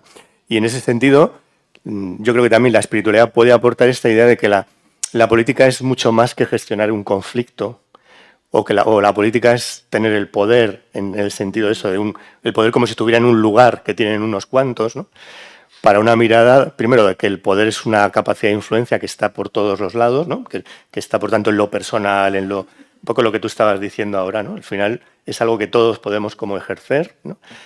Y la idea de eso, de que aunque la gestión del conflicto y tal es una parte de la política, quizá el objetivo final tiene que ver con el bienestar colectivo, y no solo humano, ¿eh? O sea, con lo que decíamos, el bienestar de la vida. O sea, la política en ese sentido es algo esencial en la vida humana, ¿no? Y también eso es recuperarlo para la gente de la espiritualidad, porque es muy sorprendente que mucha gente que es muy espiritual te dicen, pero bueno, ¿y qué tiene que ver la política con la espiritualidad? Por lo que decimos, en vez de espiritualidad practican el espiritualismo, esta enfermedad donde la espiritualidad es como que yo me refugio en mi mundo con los míos y lo demás que se vaya, ¿no? Entonces, en ese sentido sería lo contrario de esta mirada diferente de la espiritualidad como liberación y como relación, ¿no? en esas dos dimensiones, con lo cual estarían íntimamente relacionadas, pero también eso. Creo que la espiritualidad haría un discurso crítico con mucho del discurso político al que estamos sometidos muchas veces, ¿no? En ese sentido, eso de recuperar una política de la no violencia, una política del bien común, donde que por supuesto no se trata de invisibilizar el conflicto, sino que el conflicto está ahí, hay que visibilizarlo, pero no es como el fundamento de lo real, ¿no? Hay que ir más allá de eso, ¿no?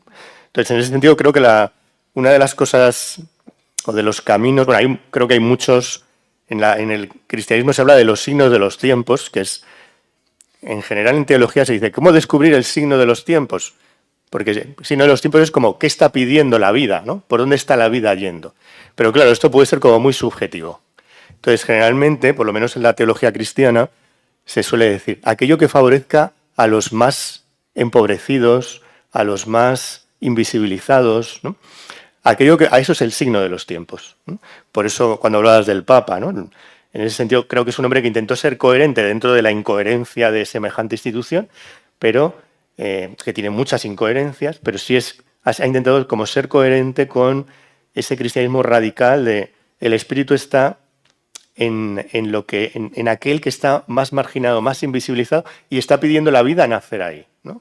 Y eso es lo que tenemos como que aprender a escuchar, ¿no? En ese sentido, pues es recuperar una espiritualidad de la liberación, podríamos decir, ¿no? Que escucha al pobre, que escucha a la naturaleza, que escucha a las mujeres invisibilizadas, que escucha a los colectivos LGTBI, que donde está la vida pidiendo salir adelante y la vida está siendo frenada, invisibilizada. Si la política tradicionalmente como la virtud, filosóficamente esencial de la política es la justicia, la virtud de la justicia. Hay dos maneras en nuestra cultura de entender la justicia.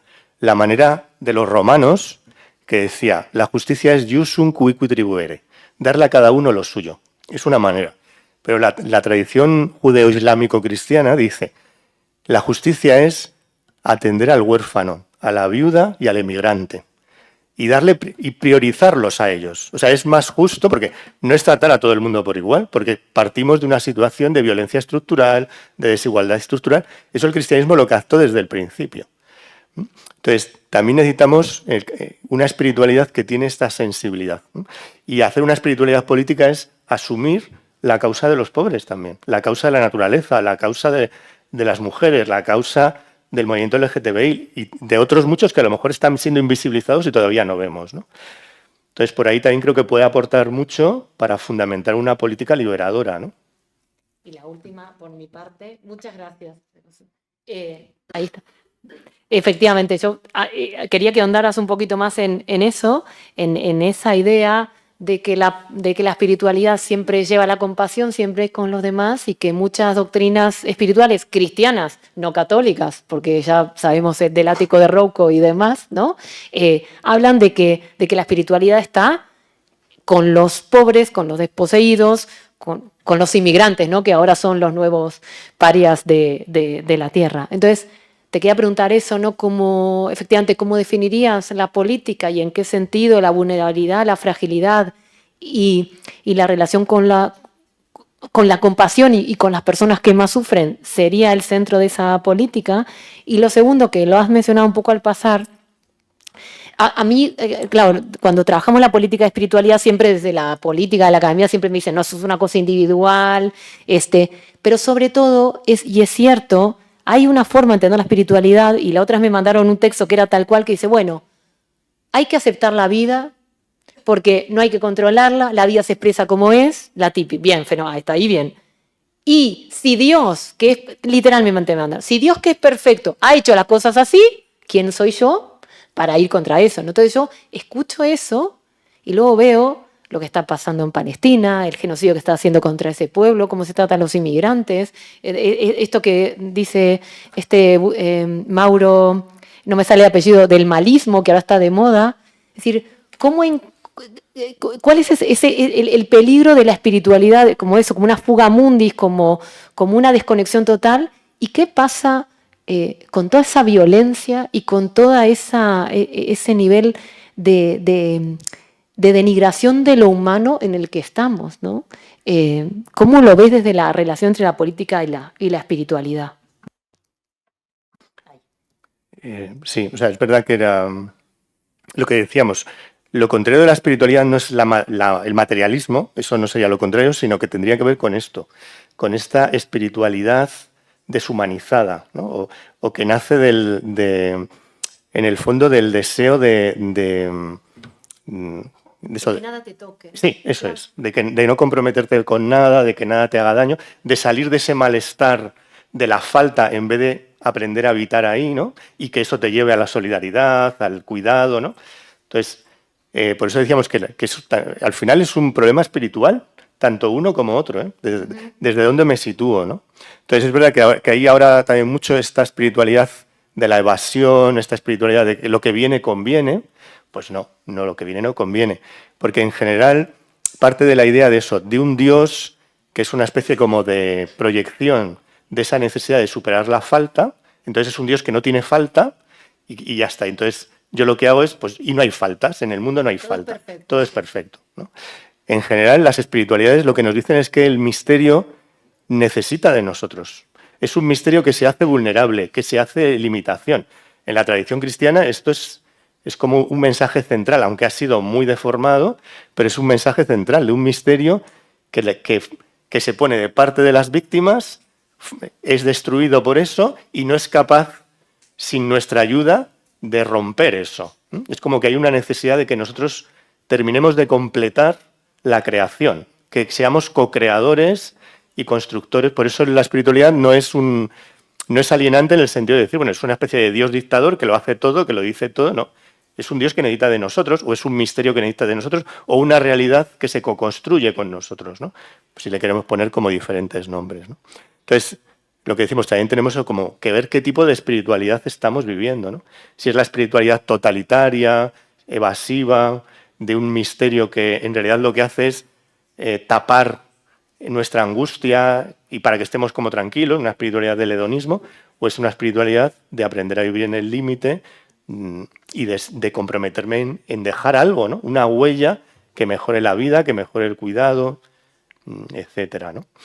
Y en eso nos vamos a encontrar en todo, ¿eh? O sea, el catolicismo tiene elementos muy enfermizos y elementos muy liberadores, ¿no? Pero va a pasar lo mismo en el budismo, va a pasar, o sea, tenemos que ver como cuáles son las huellas del misterio y las fuentes vivas que están en cada tradición. Y ahí es donde el perfume que nos va a ayudar va a tener que ver con eso. En qué ámbitos esa espiritualidad está liberando a los que son víctimas, invisibilizados, etc.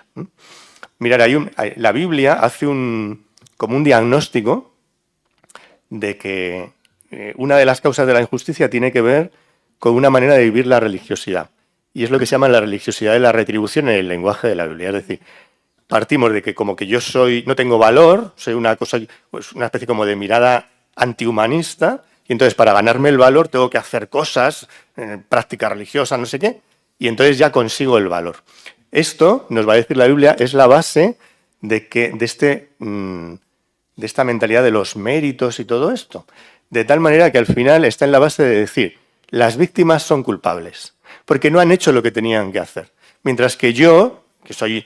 Recordad, si conocéis el Evangelio, ¿no? Hay un fariseo que es como el perfecto, y dice, te doy gracias, Señor, porque no soy como ese, que es un pecador, que no sé qué, tal. Bueno, lo que hay detrás es esta idea y eso es está mucho en nuestra cultura hegemónica, de que al que le va mal es porque tiene la culpa. Es que es un vago, es que no ha hecho lo que tenía que hacer.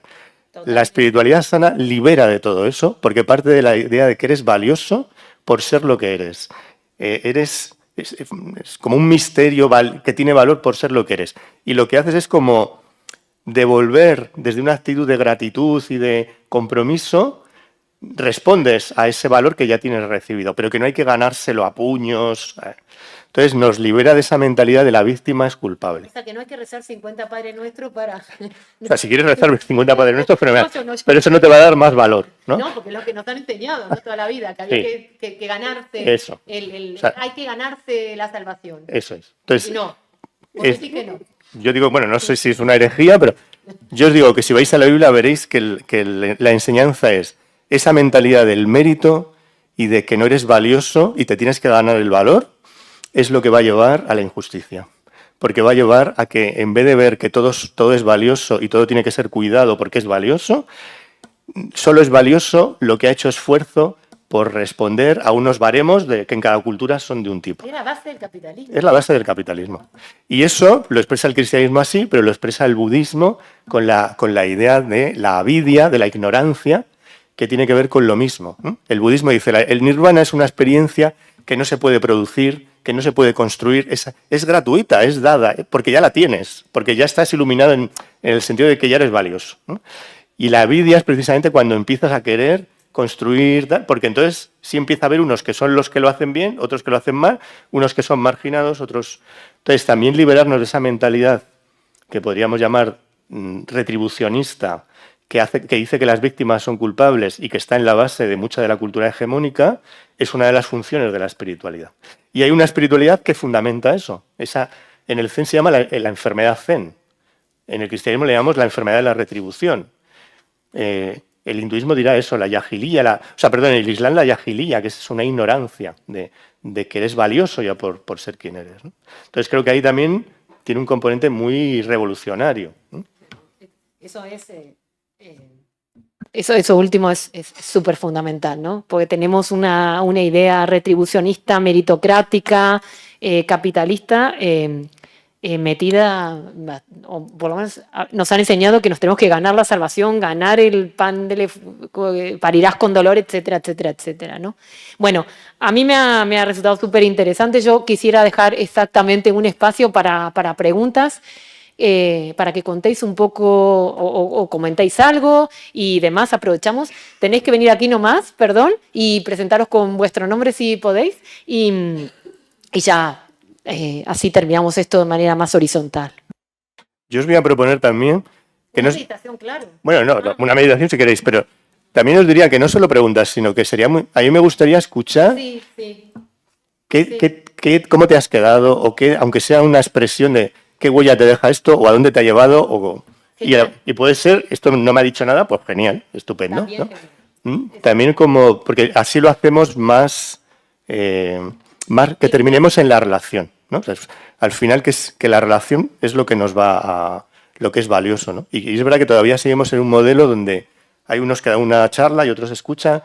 Tenemos que ir caminando hacia otros modelos, ¿no? Donde, bueno, puede haber un momento donde uno da una charla, pero luego también hay un feedback, hay una especie como de enriquecimiento, ¿no? Porque si no se queda al final es muy pobre siempre, es mucho más rico si hay como un feedback colectivo, ¿no? Hola, buenos días, soy Alba y realmente ahora estoy empezando mi tesis doctoral sobre un tema muy similar, que es precisamente, ¿no?, la incorporación de la espiritualidad dentro del movimiento ecologista, ¿no? Entonces, bueno, por eso esto ya venía yo entrenada y ya tenía algunos puntos de referencia, ¿no? Entonces, claro, precisamente por eso la parte quizá que me ha gustado es precisamente la relación entre espiritualidad y política, ¿no? Y en línea con esto, pues quería preguntarte un poco, claro, yo sobre todo lo que más me estoy encontrando son espacios dentro del movimiento ecologista donde sí que hay una clara apertura, ¿no?, a lo que, bueno, sociológicamente llamamos espiritual, pero no religioso, ¿no?, con toda una serie de rituales de reconexión con la naturaleza, que ahora hay como toda una explosión, ¿no?, de este mundo, de la diosa, ¿no? Entonces, mi pregunta que a lo mejor si tenemos oportunidad ya lo hablaremos en otro momento más detenidamente, pero bueno, creo que también es un tema a lo mejor interesante, ¿no?, el ecologismo, es cómo dialoga, ¿no?, esta nueva apertura al ecologismo con no solo este ámbito espiritual, sino también el propiamente religioso, ¿no?, en el mundo en el que me puedo imaginar, ¿no?, que tú te mueves del cristianismo, porque claro, también las cuestiones que se plantean dentro de estos movimientos, pues es, como tú has señalado, bastante radical en el sentido transformador, de una visión ecocéntrica, ¿no?, que en algunos puntos pues entra en contradicción al menos con las interpretaciones que se han hecho a lo largo de la historia del cristianismo. No digo que sean las únicas y las posibles, ¿no? Pero bueno, eso me gusta. Soy conocedora del movimiento Laudato Si, de cómo se está desarrollando, pero quería preguntarte si conocías alguna iniciativa en el ámbito cristiano, porque me interesa un poco también eso, pero me está costando encontrarlo, de cómo se lleva a la práctica, más allá de lo puramente filosófico, porque eso sí que me he encontrado mucho, planteamientos filosóficos, pero aterrizados en el terreno. Entonces quería aprovechar para hablar de mi libro. Vale, muchas gracias. Muchas gracias. Pues, o sea, yo creo que la ecología seguramente es lo que decíamos, uno de los signos de los tiempos, es decir, la espiritualidad está llegando por ahí, ¿no? Esa recuperación también de lo femenino, ¿no? De la diosa, del aspecto de lo femenino, y todo eso ha ayudado mucho, en cuanto lo ponemos en diálogo con el cristianismo, a recuperar cosas que el cristianismo como que había ido perdiendo o era minoritario, invisible, y lo ha ayudado a recuperar. Por ejemplo, toda la teología feminista nos ha recuperado como en la propia Biblia a Dios se le habla en femenino, o sea, tiene muchos elementos femeninos. Se dice que Dios tiene útero. En el Evangelio de San Juan, Dios tiene útero. Dios tiene senos. Es decir, Dios es mujer también. Y luego también en ese diálogo con el ecologismo lo que dices, ¿no? Yo creo que sí que hay una sensibilidad a nivel teológico, filosófico. Por ejemplo, Leonardo Boff es uno de los referentes, es el que está detrás de la Laudato Si realmente. Y también, ya menos, pero también hay comunidades que lo están llevando a la práctica. Por ejemplo, aquí en España hay una comunidad que se llama Biotropía, que tiene, digamos que una comunidad con una vida que intenta ser en armonía con la naturaleza, que además tiene un fundamento en la espiritualidad cristiana y que al final también se está extendiendo. O sea, sí hay como iniciativas, pero es verdad que son recientes, porque es verdad que la tradición cristiana ha estado muy atravesada pues, por toda la visión antropocéntrica y moderna, colonial, etcétera, eurocéntrica. Entonces, aunque nunca ha perdido ese otro lado, y ahí tenemos el movimiento franciscano y toda una sensibilidad hacia la naturaleza, ¿no? Pero es verdad que ha quedado eso muy invisibilizado y se está recuperando. Entonces sí que hay grupos, o sea, lo bueno de estas reflexiones filosóficas es que al final dan lugar a poner voz a experiencias que ya estaban ahí. Hay, por ejemplo, grupos veganos y animalistas cristianos que son pequeños, pero que están como empezando a poner su granito de arena. Entonces sí que creo que hay como una encarnación en cosas concretas de ese movimiento. Y luego yo creo que una de las perspicacias del Papa pues ha sido descubrir que eso es esencial. O sea, que o vamos por ahí o no hay nada que hacer, ¿no? Entonces el cristianismo tiene que apoyar eso también, ¿no? Entonces ha ayudado mucho a que eso se normalice, se valide, ¿no? Y eso va a dar muchos más frutos. Pero ya digo, ya los está dando, ¿eh? Te podría comentar eso. Alguna comunidad que conozco vegana y animalista, o la comunidad de Biotropía, que tiene una comunidad en Segovia y donde tienen un estilo de vida donde todas las dimensiones tienen que ver con lo ecológico también y con lo espiritual. Y yo creo que en Latinoamérica, Alba, conocerás. Bueno, este chico, Sí. ¿cómo se llama? Elías. Trabaja mucho, o sea, en Latinoamérica hay muchísimo movimiento de eso que yo no conozco, pero que sí hay un movimiento muy importante con el tema de la tierra y la naturaleza y demás. En general, en la Iglesia Católica ha habido, como desde los años 60, ha habido como todo un movimiento, bueno, a partir del Vaticano II, de lo que se llama de reconstrucción de la verdadera Iglesia, que decía John Sobrino, ¿no? Son todos movimientos de comunidades de base que, sobre todo en Latinoamérica, han hecho una opción por estas transformaciones ecosociales, todo eso, y ahí es verdad que hay muchas comunidades y muchas veces también del ámbito de los pueblos originarios, donde lo cristiano, y vamos a llamar así, lo pagano, no es contradictorio, sino que es lo que decíamos, esta visión interreligiosa que hoy en día la propia doctrina de la Iglesia promueve y es consciente de que es valiosa, ¿no? Entonces ahí sí que vais a encontrar mucho donde se puede integrar la espiritualidad precristiana con lo cristiano sin ningún tipo de problema. Y ya digo, y estas comunidades que están como reconstruyendo la Iglesia desde la base. Y decía Karl Rahner, que quizás es el teólogo más importante del siglo XX, que para él ese era el camino. El camino no va a ser del centro, no va a ser que venga un nuevo papa. O sea, ojalá venga un nuevo papa que siga en esta línea, pero el camino son estas comunidades que están construyendo desde la base. Y en esa línea lo que decía Nati, ¿no? Y lo decía Panikkar también, que es un autor que me gusta mucho, ¿no? La transformación comienza por uno mismo, desde donde está, pero en compañía de otros, conspirando con otros, ¿no?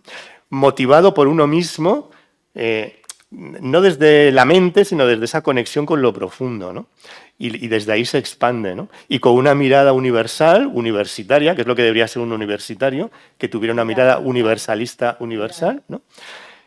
Pero con gestos concretos en lo local, ¿no? En lo concreto. Carmen también tenía una pregunta y vamos a dedicar este tiempo, chicos y chicas, como decía José Antonio, y nos contáis un poco cómo lo veis y todo sería muy bonito.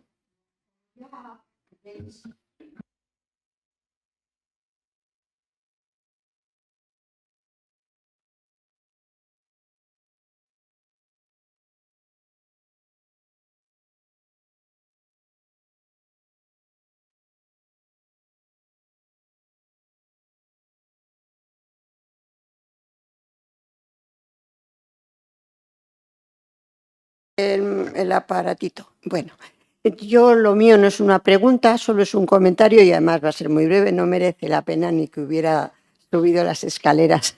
Pero es que me ha recordado, hay unos versos de León Felipe que, bueno, en mi juventud yo le leía mucho porque bueno, le descubrí y leí varios libros de él, varios poemarios, y tiene uno que yo qué sé, estará escrito por los años 40, ¿vale?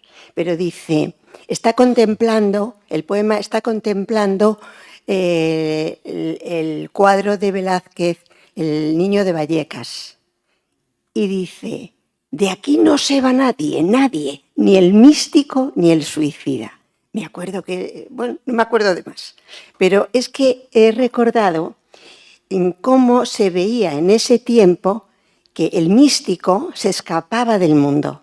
O sea, el místico se reconcentraba en sí y entonces ya no quería saber nada del niño de Vallecas que está viviendo en la miseria, ¿no? Y bueno, pues quiero decir que me encanta que ahora mismo se esté relacionando y se está expansionando la transformación de uno mismo que viene con la mística, con la meditación y con todo esto, y se está relacionando con la política, porque nos importa el niño de Vallecas. Bueno, y punto. Hoy se habla, hay un libro muy bonito de teólogo Metz, que se llama así, Teología Política, y él habla de una mística de los ojos abiertos. O sea, la mística es una mística de los ojos abiertos. O sea, hay una mística de los ojos cerrados que también es necesaria, como ese autoconocimiento y tal, pero al final la mística tiene los ojos abiertos, ¿no? Y me ha parecido también importante, o asocio, o sea, creo que una cosa también muy revolucionaria hoy es que conozcamos la tradición.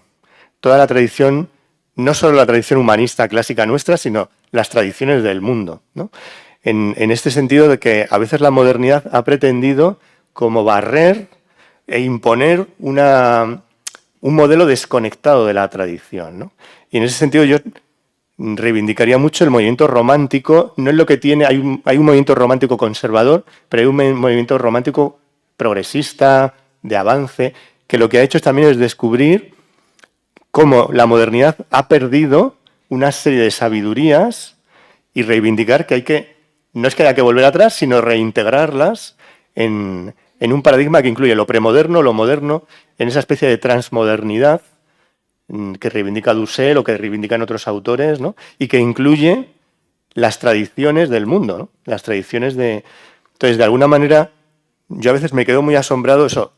Una de las cosas que ha hecho el poder es desarraigarnos de nuestra tradición, de nuestra cultura, de varias maneras. Una, ridiculizándola como si no tuviera ningún valor, y otra, manipulándola y solo dándote una visión, ¿no? Entonces, un acto como importante es eso. Y luego descubrir qué es la tradición, que no tiene nada que ver con el tradicionalismo. Es la fidelidad creativa, es decir, es un continuo transformar lo que vamos recibiendo para creativamente reconstruir algo. Pero en el momento que te cortan las raíces es lo que se ha hecho con los pueblos cuando se quieren colonizar, ¿no? Les desarraigamos de sus raíces, ¿no? Entonces, recuperar eso también es un acto, de alguna manera, de caminar en esta dirección en la que estamos, ¿no? Combatir el tradicionalismo como tradición arqueológica, que eso no tiene ningún lugar, y descubrir el carácter revolucionario de una tradición viva, que se va transformando, que se va encarnando en cada momento y que además también, y este sería el otro elemento, lo nuevo es posible. O sea, no solo la tradición, sino uno de los mensajes de la tradición judía, pero también está en el fondo en toda espiritualidad, es que es posible lo nuevo, a pesar de que parezca que no. Lo que llamaba Hannah Arendt la filosofía de la natividad. Es lo que se celebra en la Navidad. Es decir, a pesar de todo, es posible que lo nuevo, entendido como cuidado, como compasión, como amor, aunque todo parezca que no, hacemos como una apuesta a que eso es posible. Y en la medida de eso, lo provocamos, ¿no? O sea, aparece, ¿no? Entonces también es una apuesta por lo nuevo, no es un tradicionalismo y nada de esto, sino que es ver que a lo largo del tiempo siempre va renaciendo lo nuevo.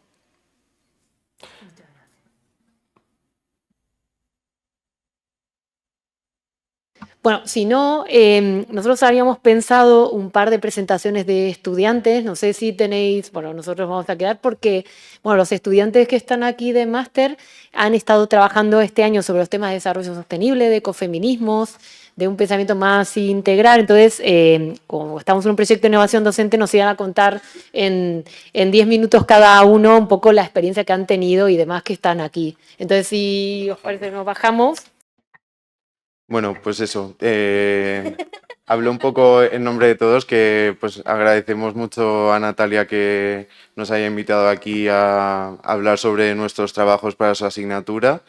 Tiene mucho que ver con lo que hemos estado hablando estas 2 horas, por supuesto, porque al final, como hemos comentado, en la universidad se está intentando especificar muchísimo el conocimiento, dividirlo mucho en áreas aisladas entre ellas, ¿no? Y yo creo que el primer día, cuando llegamos a clase de Natalia, nos quedamos todos anonadados porque dijimos, ¿cómo vamos a integrar tantas cosas en una sola asignatura, en un solo cuatrimestre? Y al final no se trataba todo del contenido, sino de simplemente darle esa visión holística, ¿no? a lo que estudiamos y a lo que vivimos día a día. Entonces, pues eso, muy agradecidos por estas 2 horas y también por el cuatrimestre que pudimos compartir.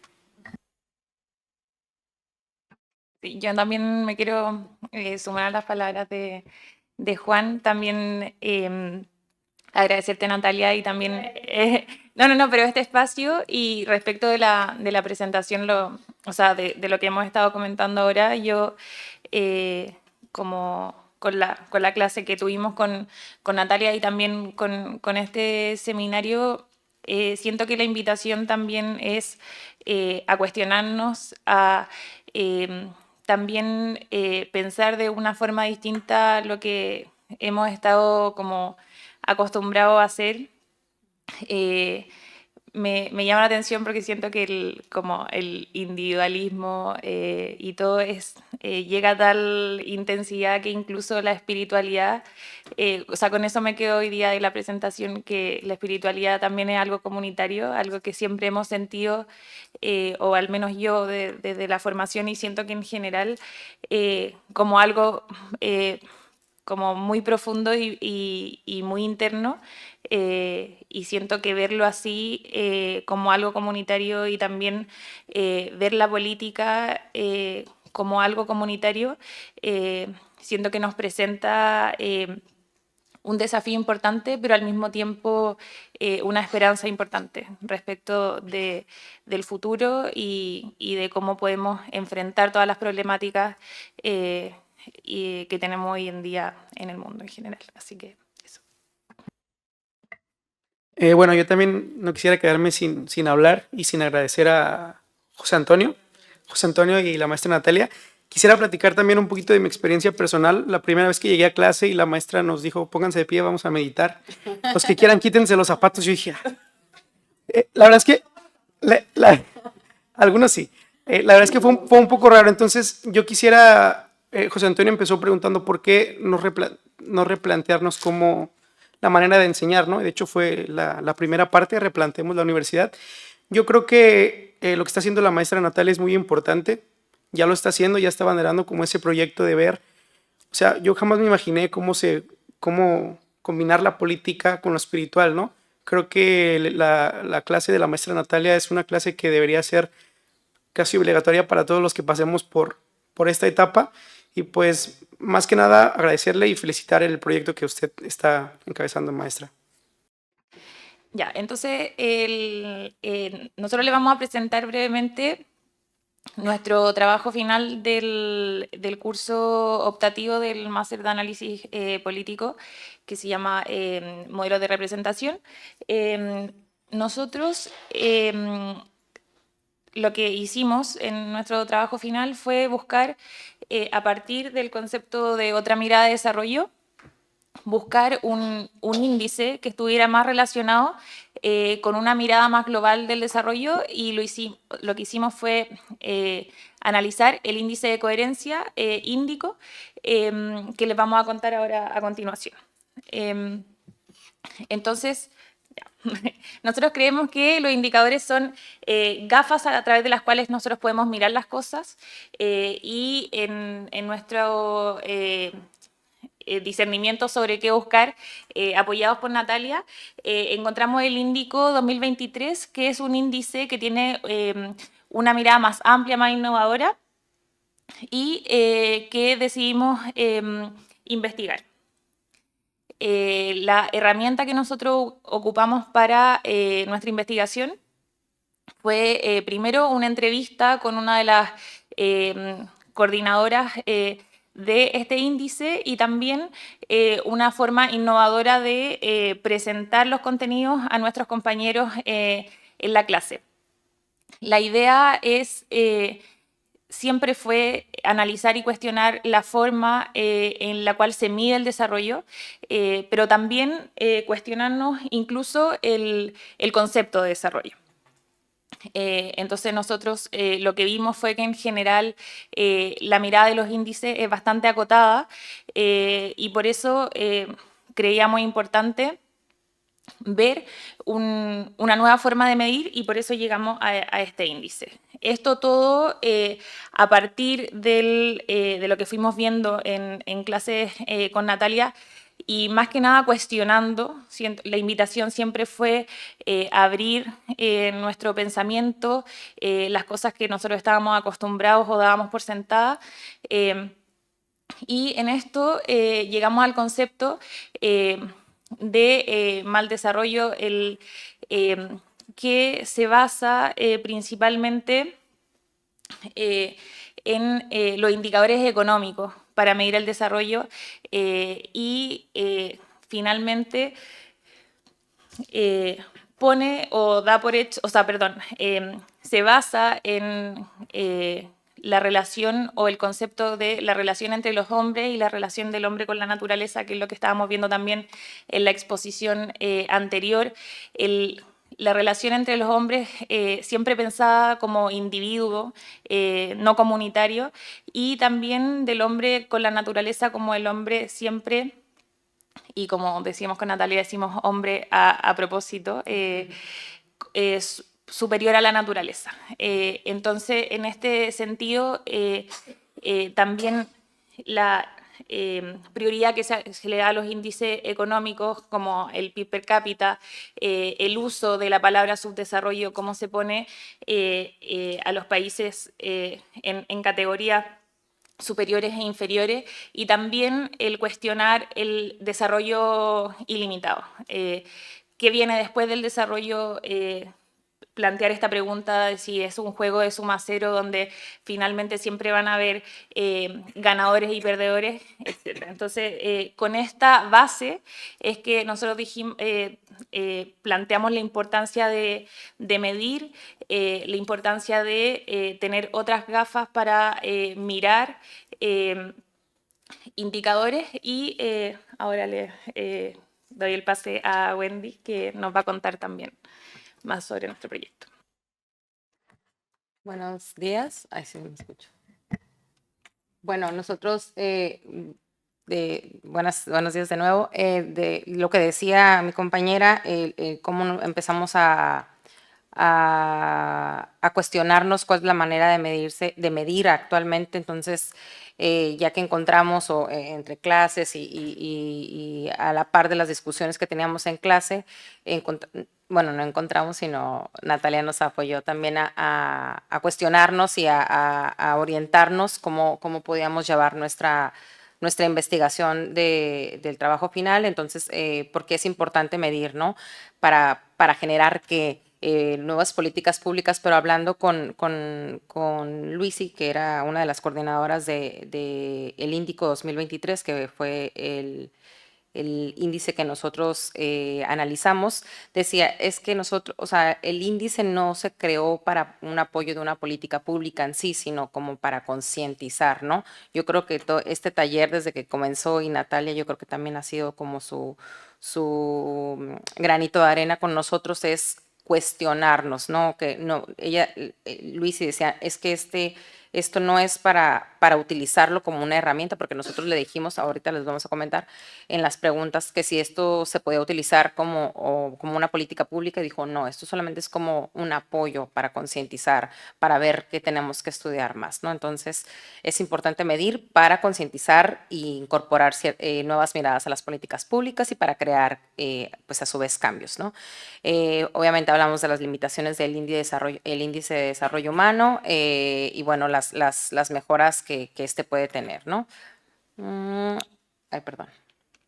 Bueno, la importancia de otra mirada, como lo comentaban, pues es que tengamos una evaluación más integral del desarrollo, no solamente en términos económicos, sino que podamos incluir diferentes aristas como la feminista, lo ecológico, y bueno, a su vez con esta integración de nuevas miradas o de nuevos aristas, visibilizamos las desigualdades que hay en los actuales índices de desarrollo.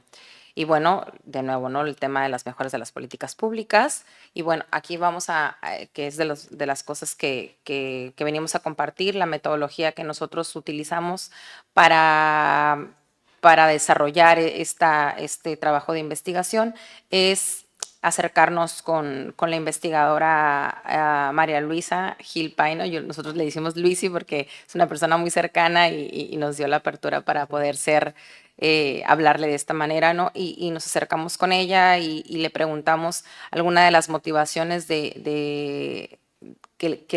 a ella y a los otros coordinadores para crear este índice. Y bueno, aquí están algunas de las preguntas que les realizamos. Y también aquí está un enlace que pueden consultar en YouTube, que está toda la entrevista cargada con María Luisa. Y bueno, alguna de las preguntas es, pues, ¿qué motivó a la creación de este índice? Y lo que les comentaba, si se ha considerado que los gobiernos, organismos internacionales adopten Índico como una herramienta, y que ya nos comentó que no era el propósito inicial. Y nosotros desarrollamos, o sea, nosotros vimos de este índice, estudiamos el arista feminista, entonces ahí vienen algunas preguntas, ¿no? La dinámica que nosotros realizamos en grupo, también eso es un tema pues, más pedagógico para que todos pudieran prestar atención y todos pudieran estar, más que atención, involucrados en la información que se estaba otorgando, ¿no? Hicimos algún grupo de compañeros entre tres, pusimos una campanita como para hacer algunas preguntas y ver qué tanto estaba, a pesar de que nosotros estamos en un máster de análisis político, qué tanto estábamos familiarizados con temas de desarrollo, y realmente pues nos dimos cuenta que había preguntas que creíamos que eran lógicas las respuestas y que no era el caso y nos equivocábamos, ¿no? Entonces la campanita era como para que pusiéramos, o sea, que la tocáramos y sabíamos la respuesta, y muchas veces pues no la sabíamos. Y bueno, estas son unas preguntas que hicimos en clase, como hicimos 3 bloques, y en estos bloques hicimos las preguntas, adelante, hicimos preguntas como para introducir al tema, y el tema para ver qué tanto sabían, y ahora sí comenzar la explicación, ¿no? Estas son otras preguntas. Y bueno, aquí ahora vamos a hablar sobre las conclusiones de nuestro tema de investigación. Gracias. Sí, ya nada más a manera de conclusión. Yo recuerdo que cuando estábamos por elegir el tema, queríamos escoger como la arista feminista, ¿no? Entonces empezamos a buscar herramientas y nos dimos cuenta que muy pocas de ellas lo abordaban. Entonces es como conocimos nosotros el término de mal desarrollo, ¿no? Nos damos cuenta de que un índice que no mide todo no es que no diga la realidad, sino que solo dice una realidad de lo que se está examinando.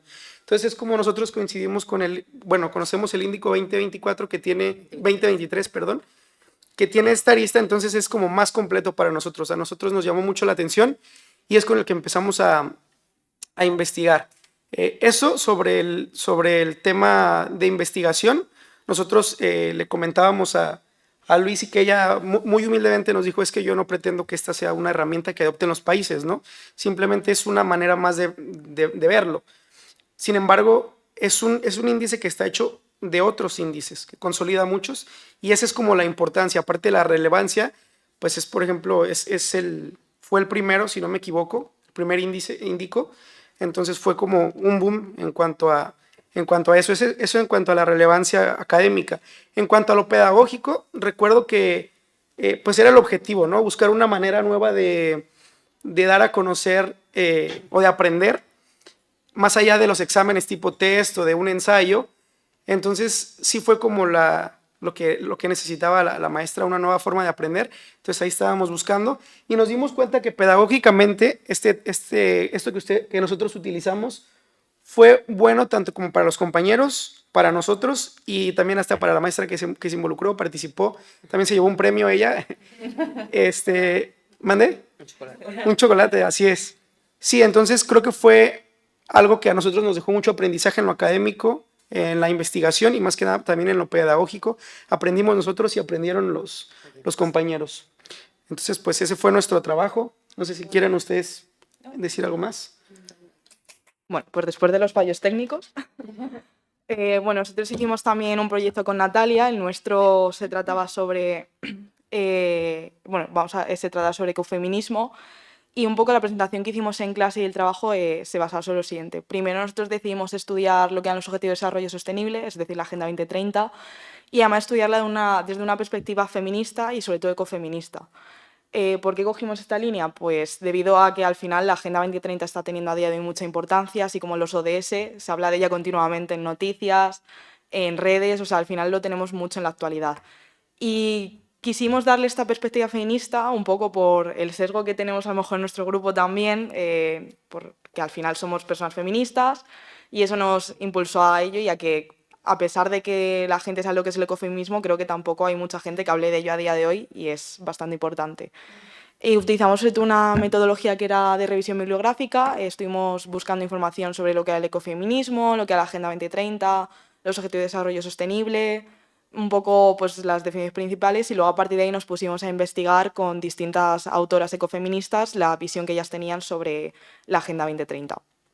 Al final nuestro objetivo pues era un poco eso, analizar esta agenda desde esa perspectiva y así ver también las limitaciones que tiene y cómo se podrían abordar de una manera más desde la perspectiva de la justicia social, la equidad de género e incluso la sostenibilidad. Para desarrollar el trabajo, pues lo que hicimos al principio fue eso, coger un poco esos conceptos que íbamos a tratar, definirlos para tener así un poco el marco que queríamos hacer y para ver a lo mejor qué era lo que más nos interesaba, porque al final los objetivos de desarrollo sostenible son muchísimos y no nos daba para abarcarlos todos. Entonces al final tuvimos que hacer una selección de casos que vimos que tenían esa relación entre lo que es el ecofeminismo y la Agenda de Desarrollo Sostenible, que al final pues tiene eso, la igualdad de género, la búsqueda de a lo mejor un futuro más ecologista, también con el tema de, tratamos por ejemplo, eso de ese fue el de la erradicación de la pobreza. Y bueno, ya a raíz de ya seleccionar esos casos, pues ya fuimos viendo qué críticas se le hacían desde el ecofeminismo hacia la Agenda 2030. En nuestro caso nos centramos también un poco en a lo mejor críticas más sobre aspectos a mejorar que a lo mejor críticas positivas que tenía al respecto, porque creíamos que era pues interesante poder ver esa visión de mejora.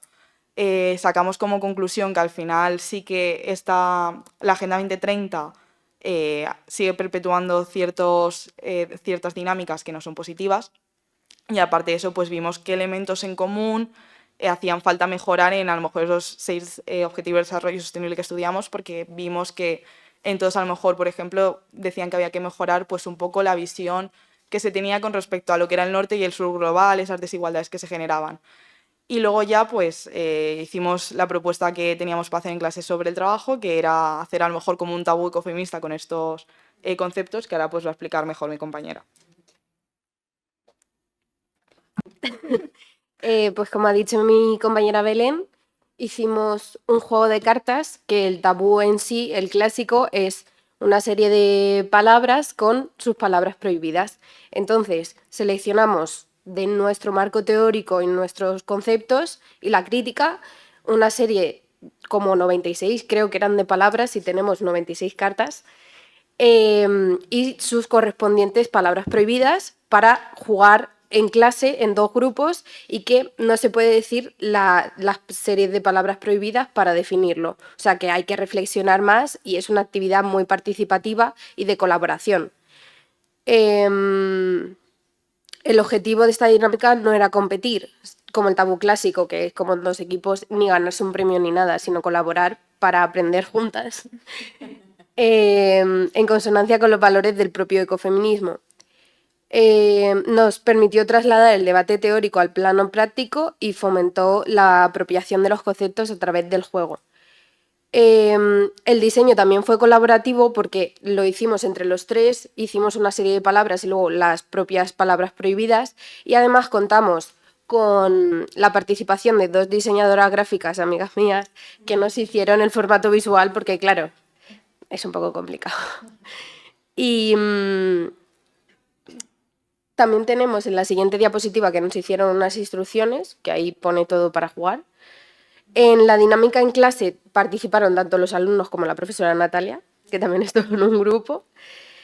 Y con esta propuesta de innovación docente quisimos demostrar también que aprender y repensar críticamente los conceptos desde metodologías más creativas y horizontales, especialmente cuando trabajamos desde un enfoque pues, horizontal y más participativo. Muy bien, y ya para concluir rápidamente, los resultados de nuestro trabajo y de la actividad que realizamos en clase, pues al final nos hizo ver que pues el crear grupos, el crear una correspondencia con la exposición, con el trabajo que hemos hecho a lo largo de la asignatura, con un juego, con algo dinámico, es algo pues positivo tanto para los compañeros como creo para la profesora, que también disfrutó mucho del juego. Al final la colaboración de los miembros del equipo pues también es algo que hay que fomentar también en la universidad, ¿no? El trabajar en equipo, el no encerrarnos en una habitación para hacer trabajos o para llevar a cabo las prácticas, sino que hacerlo todo codo con codo, pues da también una visión de lo que queremos que sea el futuro más allá de la universidad, ¿no? También lo que ayuda, creo que esta dinámica del juego, el juego de cartas que hicimos nosotros, es también consolidar no solo lo que hemos estado hablando en la presentación, sino también lo que hemos dado a lo largo de la asignatura, ¿no? Los modelos de desarrollo. Y finalmente, para concluir, pues las percepciones que tuvimos nosotros sobre pues, cómo fue la actividad y cómo pudimos exponer nuestro trabajo, ¿no? Que en ese momento pues, no sabíamos ni la calificación ni nada, pero sí que al final ponerlo en común, tanto con los compañeros, con la profesora, pues te hace tener unas percepciones. Y bueno, yo creo que nuestro grupo pudo comunicar la finalidad del trabajo y el contenido del trabajo de una manera que se pudiera comprender, incluso creo que fuera de un máster de análisis político sería un trabajo bastante comprensible que pudiera llegar a todo el mundo, ¿no? Que creo que es algo muy importante, que al final desde la academia y desde la universidad no utilicemos un lenguaje limitante, ¿no? Para el conocimiento. Bueno, la actualidad del tema, yo creo que, como comentaba Belén al principio de nuestra exposición, es algo crucial, ¿no? Es una agenda global que muchos países han adoptado como propia. Entonces, pues es muy importante y pues ya un poco para finalizar, pues que todo lo que estuvimos dando en el cuatrimestre con Natalia, que como hemos dicho todos los compañeros al principio, es adoptar una visión un poco más holística de nuestra disciplina y de lo que ponemos en práctica. Pues ha sido algo muy enriquecedor y creo que al final nos da muchas oportunidades para aprender, como dice Natalia, yo le agradezco siempre, para aprender ella también, porque hay veces que cuando los profesores toman una discusión tan vertical, ¿no? Hay veces que creo que se pierden muchas cosas y yo creo que Natalia ha sabido superar eso con creces y que nos ayuda mucho a nosotros también para tomar confianza y pues para intentar transmitir también nuestros pensamientos y nuestras reflexiones. Y pues con esto...